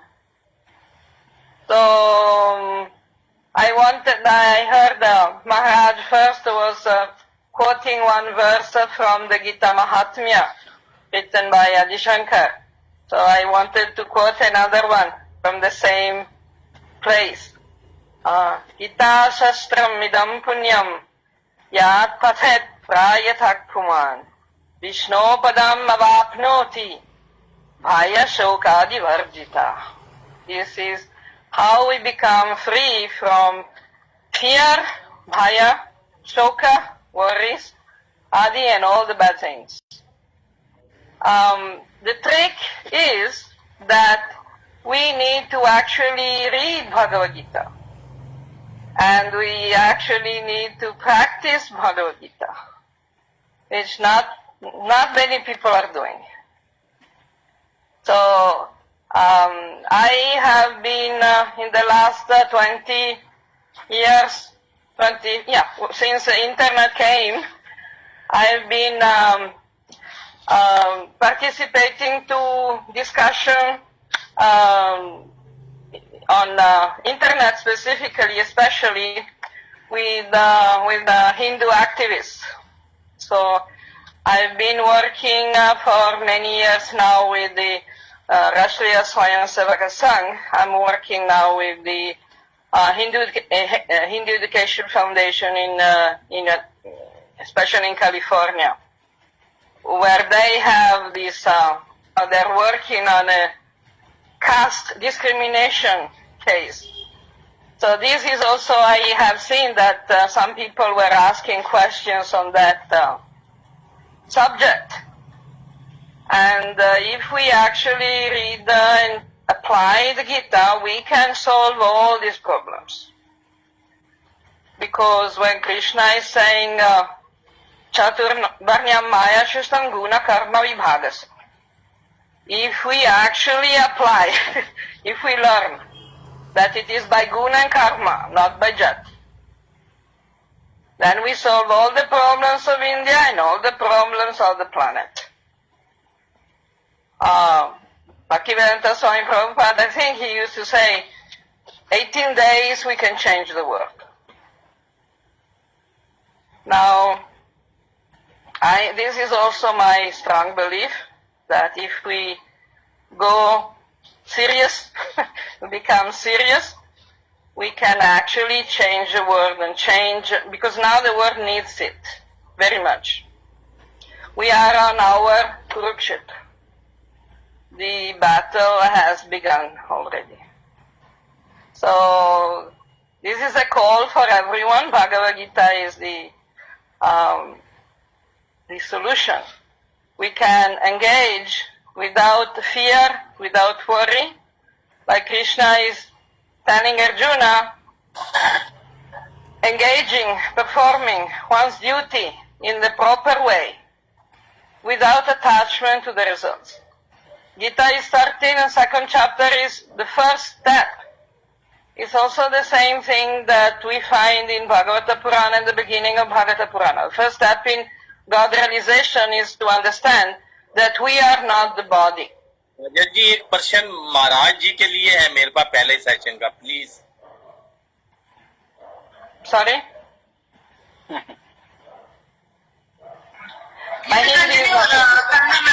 may continue, Mataji.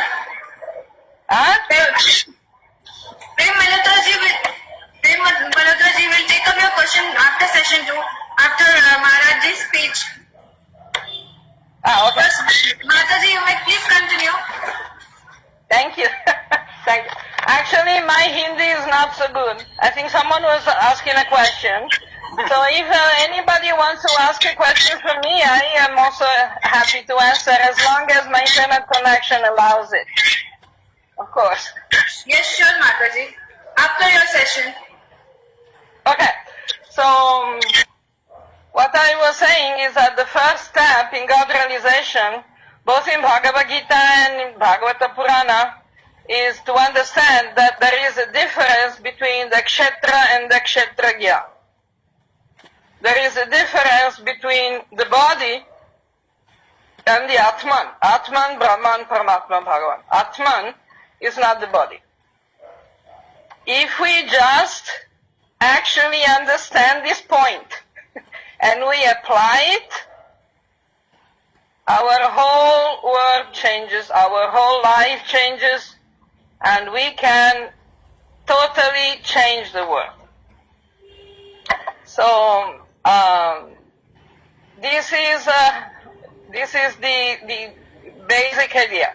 I have seen, I've been in contact with many people from all different backgrounds, different races, nationalities, and everything. And I can tell you that Sanatana Dharma is something that is in the spiritual DNA of every human being.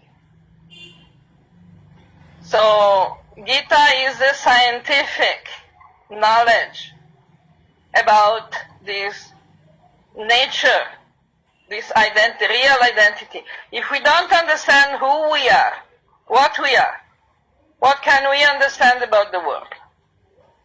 What can we do? We don't know what we are, who we are, what is the purpose of life, so how can we hope to improve the situation? We can only ask questions then. Okay.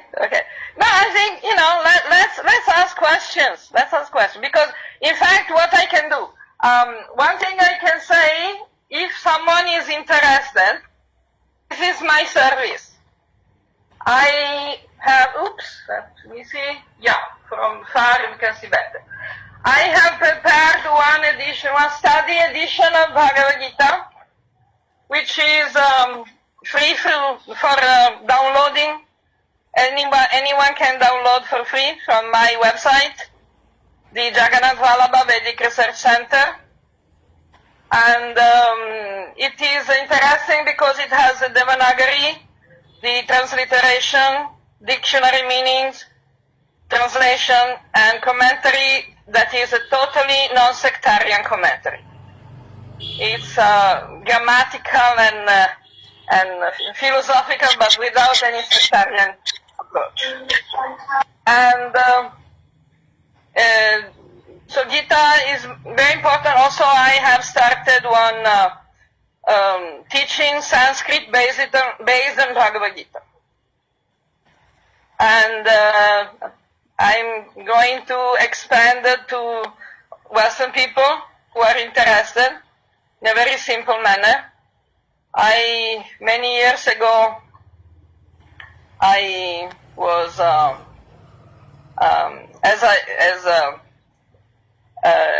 our hosts were reading from my website page, many years ago, I translated the books of Bhaktivedanta Book Trust into Italian language. And because I remember Sanskrit, I started also to teach Sanskrit and Shastra in the Gurukula there. And now I'm starting to do it on internet. And hopefully people will be interested. But I really recommend people to actually read Bhagavad Gita, not just rely on second-hand descriptions and glorifications. Glorifications are very good, but they are not sufficient. We need to go to the source. We need to actually read for ourselves. You know, in the Yama and Niyama rules for yoga, one is called Swadhyaya. Swadhyaya means study. Swadhyaya has two meanings, two levels of meaning. It means studying oneself, as in understanding what is the Atman, and studying by oneself. Means we need to actually go for the Shastra. We need to study. And regularly, and trying to understand, trying to absorb the meaning and put it in practice. Otherwise, we will, like, there is a very nice example. You know, we can talk about honey as long as we like. But if we don't open the jar and we actually taste the honey from the inside the jar, we can't say we are to the benefit of the honey. So this is my I want to study Gita sincerely, directly. Okay, hang on.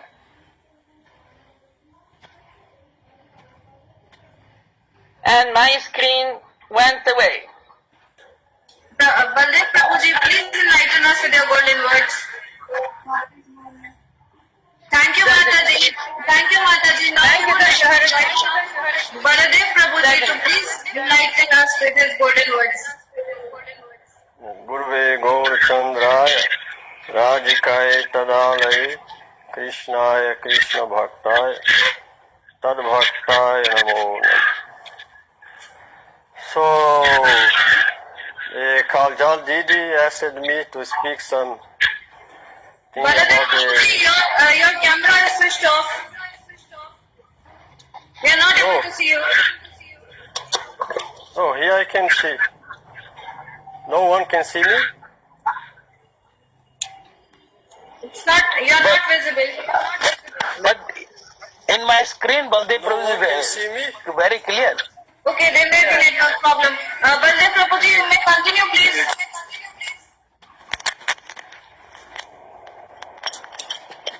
Baldev Prabhuji, please continue. You are hearing? Okay? Yes, Sound is okay? Yes. Yeah, Yes. so the Kajal did ask me to speak about this education in Gita, so I try to speak what I understood from our Guru Varga and from the commentary of our acharyas. So first you see that Arjuna was in the battle and his situation was very difficult, very pathetic, because there he was supposed to kill his own parents. So very difficult situation. And in this world today we see that also we have many difficult situations now. So we are like Arjuna. Arjuna cannot be in illusion anyway. He is Nityasiddha Parikara of Bhagavan Sri Krishna. He is not any Bada Jiva, any condition or so. But he was acting like that for our benefit. So Arjuna condition is our condition, not Arjuna really. So we have these many pathetic problems we have to face in this world. But Arjuna was very, very high pathetic. Krishna arranged that situation, very difficult to him, to teach us about how we should act in every situation in this world. Then Arjuna was there, have to kill the parents, then some sentimental feelings came to him, like I cannot do. They have bloodly relation with me. They are my friends, my this, that. Then Krishna started to give some words. But before that, Arjuna saw that he could not accept the truth that time. Before Gita, he could not accept. Then what he did, repeat. His, I don't know in English, his arm, the bow. His bow started to go out from his hand. Then he started to shake his body. His body was shaking. He could not do anything. So very hard situation. Then, in the end, he realized that alone I cannot do this. My situation was very difficult to me to face. I cannot do anything. His mind became perplexed. He could not act. So many times we in this world, same situation. Many difficult things come. And if we try to do by ourselves, we cannot do anything.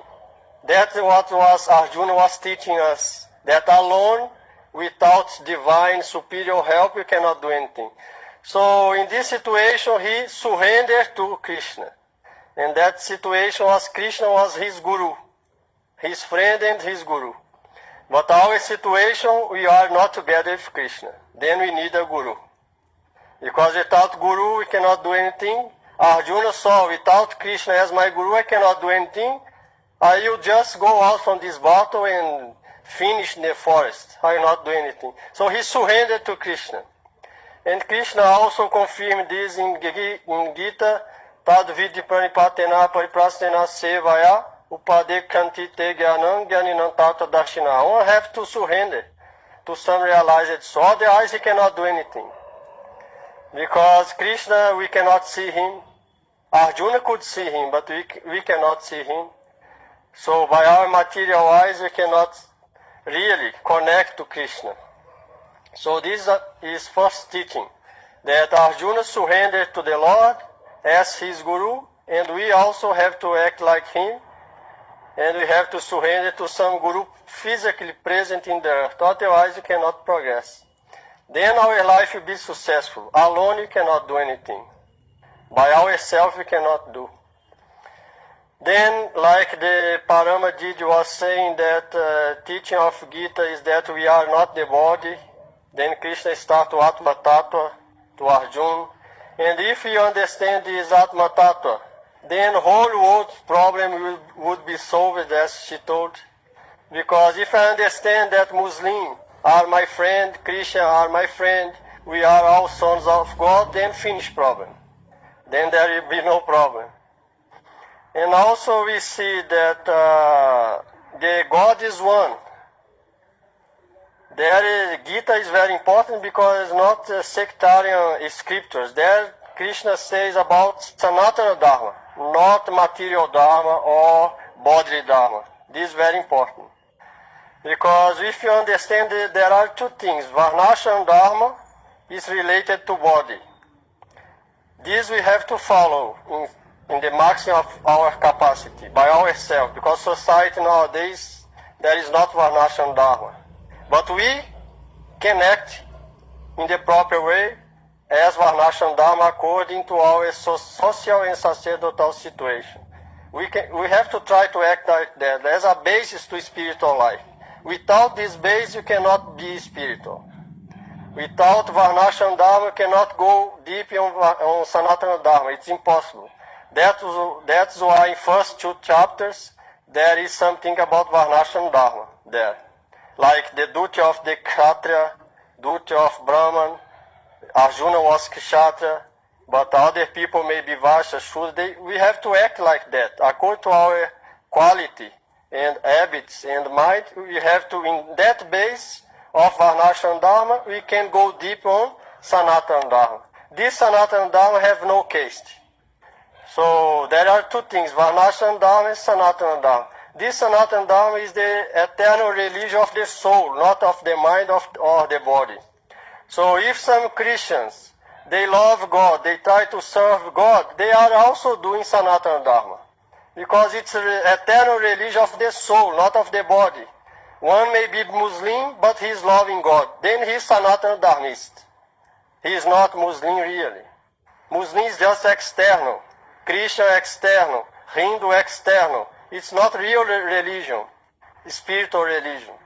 So we can be Christian, we can be Muslim, we can be Hindu, but our soul, we have to try to reach our soul and to give this to God, to have a relation, spiritual relation to God. Whether we call God as God, generator, ostentator, and destruction, God, or Christ, the name Christ came from Krista, Krishna's name is same. Others call Jehovah, others call Allah, but there is same God. If we try to connect, to serve, to love this God, we are also Sanatana Dharmists. This is Sanatana Dharma. So as Maharaj told, the Gita end in surrender to the law, Savdhana Paripraja, Mamekam Saranam Vraja. The last instruction is that we have to know that our situation, we cannot improve by ourselves. By our own power, our own mind, body and senses, materials. What we do is Sharanagati. That's Bhaktivinoda Thakur chant, Kandiya Kandiya Bale, Amito Abham, Shikaya Sharanagati, Koro Heu Tam. Oh Prabhu, I am Adam. I have no quality. I am foolish. I have only bad quality. But now I am surrendered to you. I pray to you. You are crying. I am going to a Lord's feet. Please elevate me and make my heart pure, so that I can serve you and love you, and my life will be successful. So in brief, that's what I understood by our gurus. Prabhuji, Maharajji, to enlighten us with the topic universal peace, how is it related to Bhagavad Gita, and how does Bhagavad Gita support universal peace around the world? Thank you. I'm very glad to hear Coraline Heisinger. Very nice experience and good knowledge about different sadhus and Param Karuna Devi.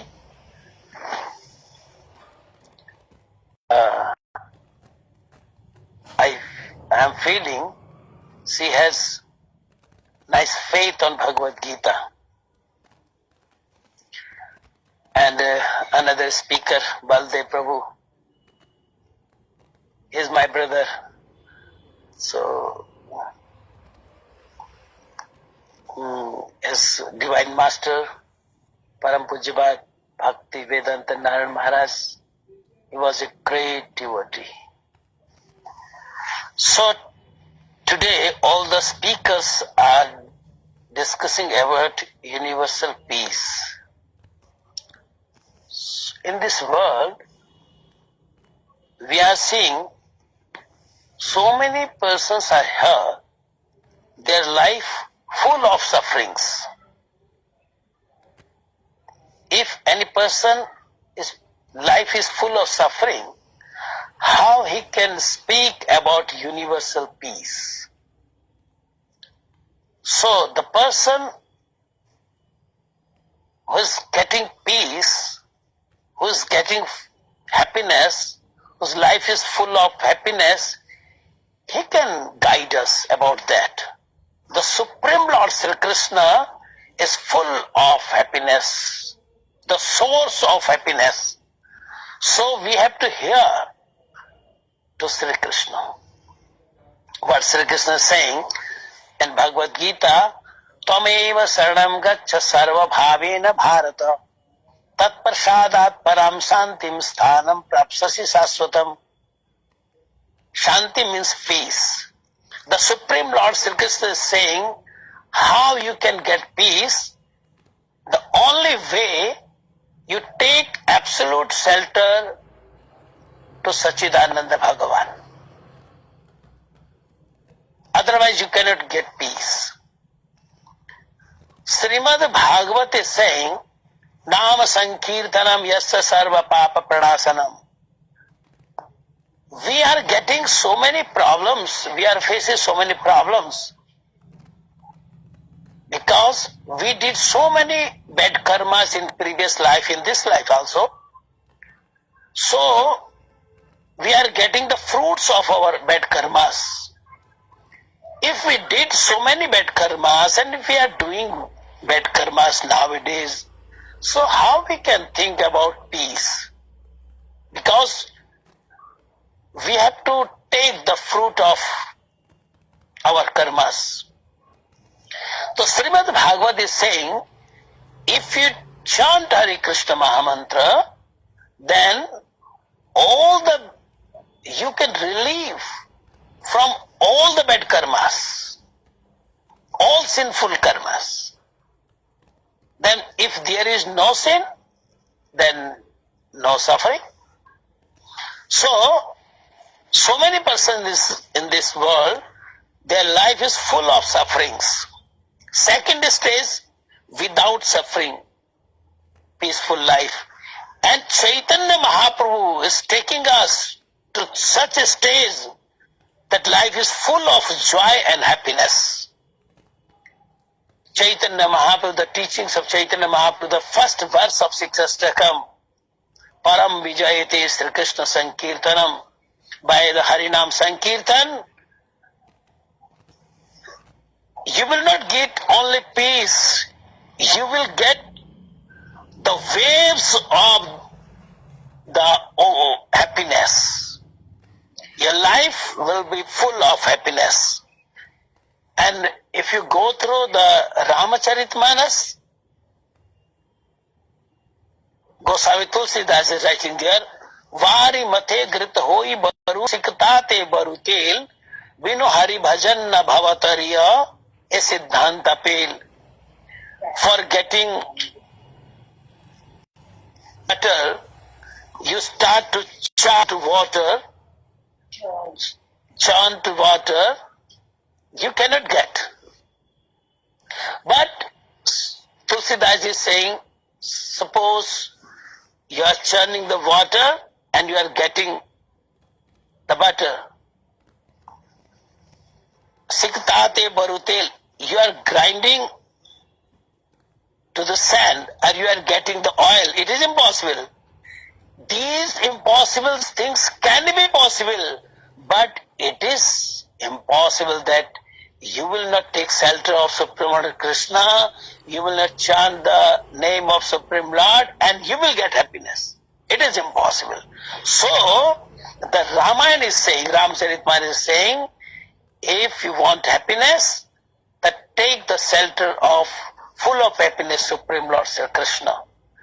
Srimad Bhagavat is saying, Bhagavad Gita is saying, if you want peace, then take shelter of Supreme Lord Sri Krishna is full of peace, full of happiness. That's all. Hare Krishna.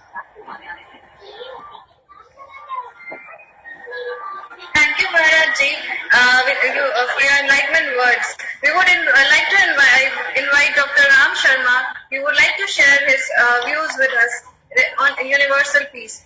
Doctor, sir, please enlighten us with your golden words. Yeah, thank you, ma'am. I thank you. Am I audible? Yes, sir, you are audible. Thank you, Maharaj Ji, and thank you, Infinity team. One of the famous sayings of Bhagavad Gita is yoga कर्मेषु कौशलम, कि कर्मों में कुशलता ही योग है. If we study the character of Lord Krishna, you will find that he is a man of action. What is the literal meaning of Krishan? Krishan means the poor. And from this word Krishan, the other word is coined, and that is Akarsan. Krishan and Akarsan. Krishan means puller, खींचने वाला. Akarsan, who attracts.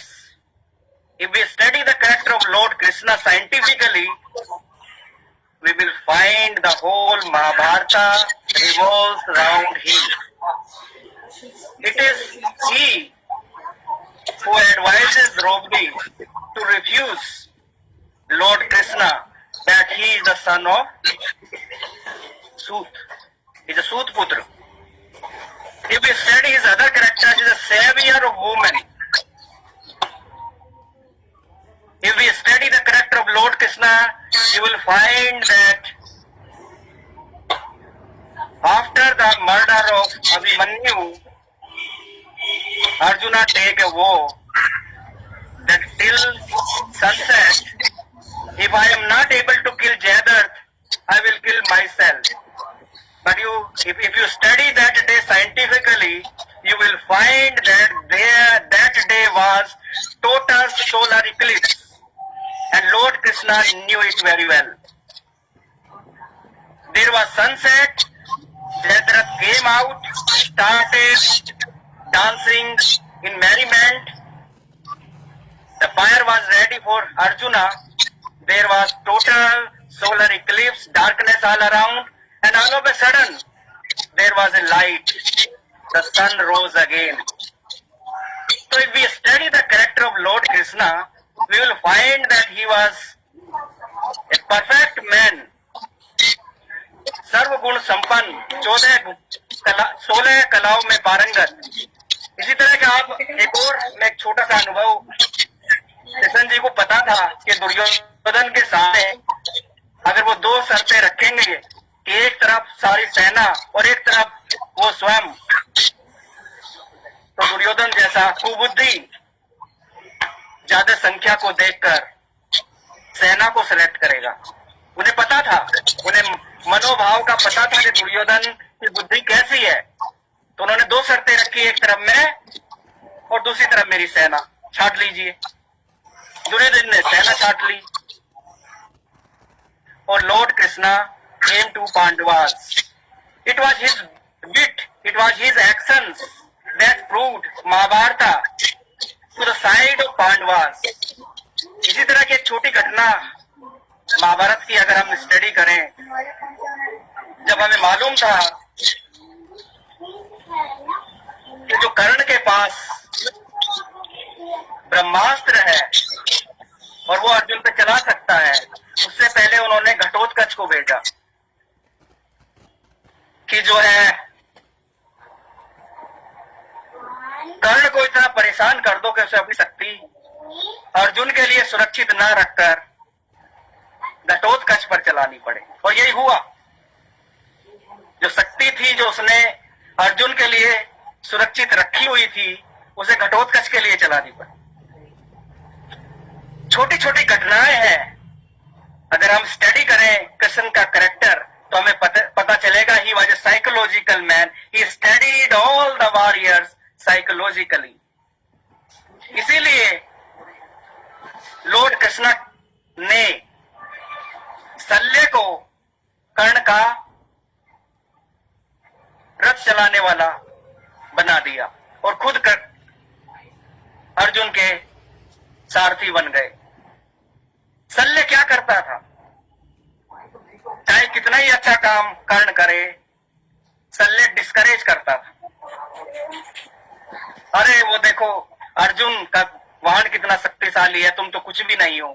He discourages कर्ण, और उसके discouragement का इतना इतना इतना प्रभाव हुआ कि जो है कर्ण अर्जुन के बाणों का खुद शिकार हो गया। इसी तरह की घटनाएं अगर हम पढ़ें, if we study the character of lord Krishna, योग कर्म कौशलम, कि कर्म एक्शन जिन्होंने दिखाया, जिन्होंने स्टडी किया साइकोलॉजिकल, जो साइंटिफिक ज्ञान लॉर्ड कृष्णा के अंदर था, वो हमें देखना पड़ेगा। We have to study Bhagavad Gita from the point of view of psychological study and scientific study. ये इस तरह के प्रश्नों से काम नहीं चलेगा कि पहली बार किस भाषा में भगवत गीता का ट्रांसलेशन हुआ, या किस किस ने भगवत गीता सुनी, या भगवत गीता की पुस्तक का क्या रंग था। These are useless, stupid questions. We have to go deep. We have to study Bhagavad Gita scientifically. We have to grasp the meaning. इसी तरह से आप देखिए, कृष्ण जी को जब पता चल गया कि गांधारी ने दुर्योधन को बुलाया है निवस्त्र होकर, और अगर वो दुर्योधन निवस्त्र होकर पहुंच जाता तो शायद अमर हो जाता, भीम के हाथों नहीं मरता। लेकिन रास्ते में कृष्ण जी ने उसे ऑब्स्ट्रक्ट करते हैं, अरे तू निवस्त्र होकर अपनी माता के पास जा रहा है, तुझे लज्जा नहीं आ रही? और वो एक केले का पत्ता अपने गुप्त अंगों पर ढक लेता है, और वहीं से उसका शरीर कमजोर हो जाता है। कृष्ण जी को पता है, और वो भीम को कहते हैं कि तू यहीं पे प्रहार कर, बाकी शरीर तो इसका वज्र का हो गया है, लेकिन इसके जो गुप्त अंग है इसी पे तू प्रहार कर, क्योंकि यही अंग कमजोर रह गया है। अगर आप देखें Lord Krishna, he was just the सूत्रधार ऑफ महाभारत। वो शिशुपाल वध हो, महाभारत का कोई भी आप एक्ट ले लीजिए, दुर्वासा ऋषि का आगमन हो, और द्रौपदी याद करती है, हे भगवान कृष्ण मेरी रक्षा करो, मेरे पास तो भोजन भी नहीं है। ये दुर्वासा ऋषि जो अपने शिष्यों के साथ आज धमके हैं, अगर मैंने इन्हें भोजन नहीं खिलाया तो दुर्वासा ऋषि का कितना साथ दे देंगे वो। श्री कृष्ण जी को याद करती है, श्री कृष्ण जी प्रकट होते हैं, और वो सिर्फ एक डबल चक्र, और दुर्वासा ऋषि और उनके शिष्य जो है तृप्त हो जाते हैं, उनकी सारी भूख। So he was the man, Lord Krishna was the man. वही सभी संकट में याद करते हैं, सभी संकट में उपस्थित थे, सभी समस्याओं का समाधान उनके पास है। Spirituality is way of life. Is not just to grasp some Sanskrit words or slogans or meanings. His way of life is to grasp the meanings. Here we have to make its meaning more relevant according to our youth, so that Bhagavad Gita may be more relevant in the present age. Yes. I salute Hare Krishna movement that they made this Bhagavad Gita popular all corners of the world. Even in Russia, this is one of the major movements.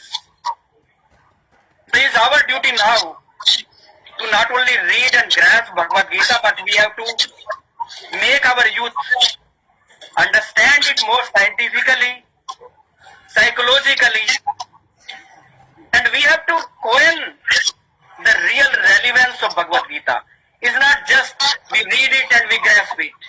We have to take out the real, its significance, its psychological impact. Dr. Ram Sharma, thank you so much. We'll come back to you after a few minutes. We have few questions to ask. After that, we'll be coming back to you, Doctor. No problem, ma'am. You carry on. There's a question from Prem Malhotra. Prem Malhotra ji, are you here? Prem Malhotra ji.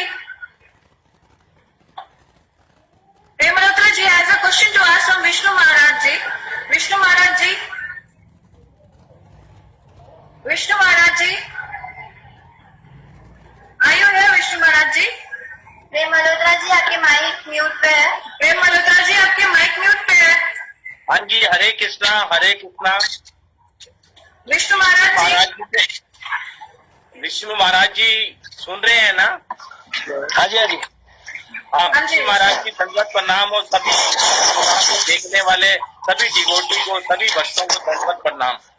महाराज जी, मैं यही पूछना चाह रहा था कि भगवत गीता के 8 number chapter में 70 number श्लोक 8/17 में बताया कि ब्रह्मा का एक दिन इतना बड़ा होता है कि 1000 चतुर्युग के बराबर होता है, लेकिन इस दुखालय में जीव जितने भी योनि है, 84 लाख योनि मृत्यु लोग में, जन्म मृत्यु जरा रोग व्याधि से ज्यादातर घबरा जाते हैं। और वो जो ब्रह्मा जी हैं वो भी जन्म मृत्यु जरा रोग व्याधि से छूते नहीं है। तो हमारा एक दिन और ब्रह्मा का एक दिन के बारे में पूछना चाहता हूँ। जब ब्रह्मा जी ये घबरा जाते हैं तो हमारा घबराना तो स्वाभाविक हो गया, लेकिन ब्रह्मा का एक दिन पता होने से कि वो भी जन्म मृत्यु जरा रोग व्याधि से छूते नहीं रहते, तो उसके बारे में चर्चा थोड़ी सी संक्षेप में ब्रह्मा के एक दिन के बारे में आप बताएं तो सभी को, सुनने वालों को लाभ होगा कि ब्रह्मा जी की इतनी आयु होते हुए भी वो ये कहते हैं कि कृष्ण नाम परम नाम न भूतम न भविष्यति, तो इससे सबका मंगल होगा। हरे कृष्णा। महाराज जी, कोई त्रुटि हो, अपराध हो तो क्षमा करना। हरे Krishna.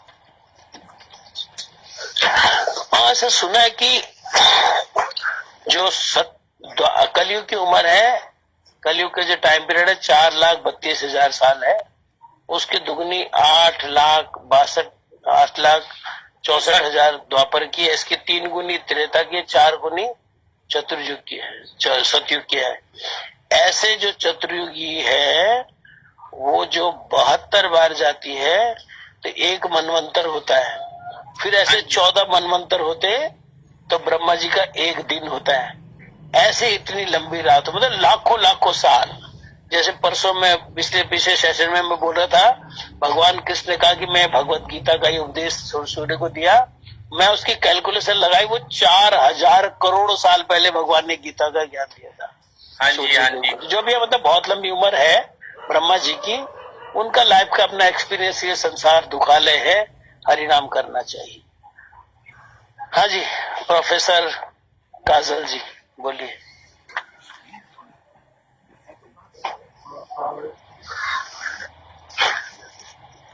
Thank you ji, thank you. सभी का बहुत बहुत धन्यवाद। हरे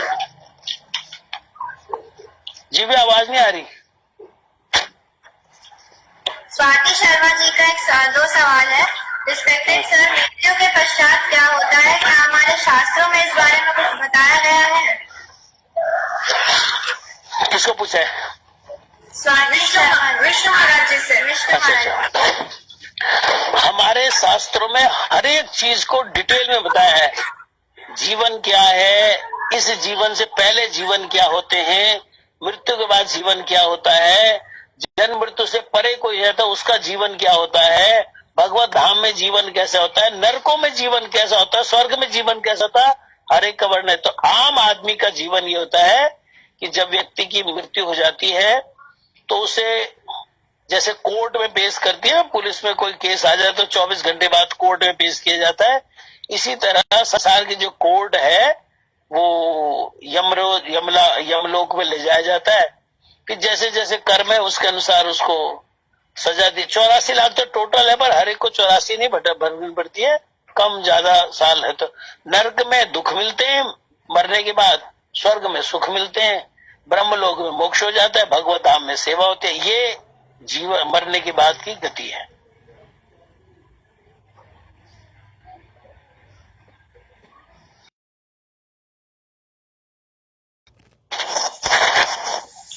जी भैया, लिपस्टिक तो दिखाई दे रही, बस आवाज नहीं आ रही।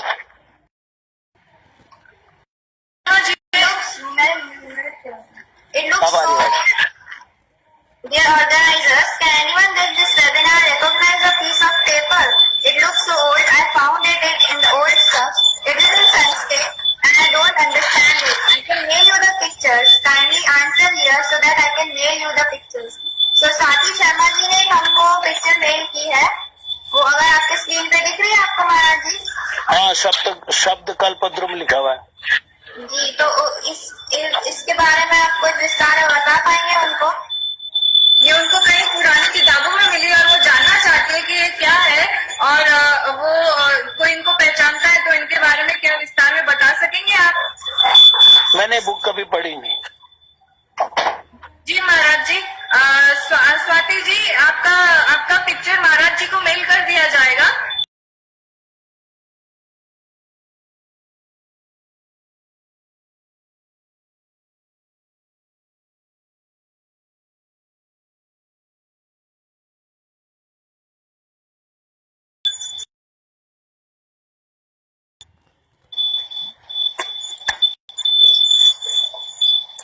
Karen ma'am, do you want to ask any question? Ram Sharma sir. Madam, I just want to say समत्व योग उच्यते, सबके प्रति समान भाव रखना ही योग है। यही चीज हम सीख लें, पढ़ने के बजाय ग्रास्प कर लें हम अपने आप को, इधर उधर की बकवास करने की जगह, तो ज्यादा बेटर रहेगा। जी, Ram Sharma ji, thank you. Caroline ma'am, anyone else who would like to say something? Thank you very much and pranam, and keep up the good work. Thank you, Karen ma'am. Now we would like to thank everyone, but because of shortage of time and the limitations, we were not able to listen to everyone in detail. But next opportunity, we are surely going to again conduct the webinar so that everyone has proper time to speak.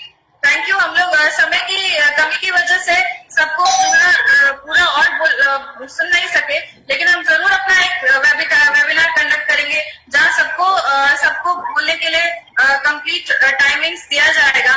Thank you so much all our speakers. On behalf of the NCT Journal of Publications, I'd like to propose vote of thanks to those who have directly and indirectly contributed to this webinar and exposed proper Srimad Bhagavad Gita. On behalf of Infinity, I'd like to thank Bhakti Vichar Vishnu Maharaj Ji, General Secretary of the Chaitanya Gauriya Math, Bhakti Vikas Shaman Maharaj Ji, the Managing Head of Sri Chaitanya Gauriya Math Agartala, and all the Mathvasis of Agartala, Delhi, Chandigarh, Jalandhar, all over the world. I'd also like to thank Director and Principal of Royal Rajasthan Public School, Dr. Carolyn Hazing from Universal Peace Institute, California, Dr. Ram Sharma, Editor-in-Chief of Ruminations and Glimpses, Baladev Prabhuji from Brazil, and Parama Karuna Mataji from Jagannatha Vallabha Vedic Research Center. I'd also like to thank students, research scholars, devotees and professors who attended our webinar from various parts of the world. Hoping to see all of you again in our next webinar. Thanking all of you, Vishnu Maharaj Ji and everyone. Hare Krishna, Radhe Radhe. Radhe Radhe. Radhe Radhe. Hare Krishna. Hare Krishna. धन्यवाद। Hare Krishna, Hare Krishna. Radhe हरे।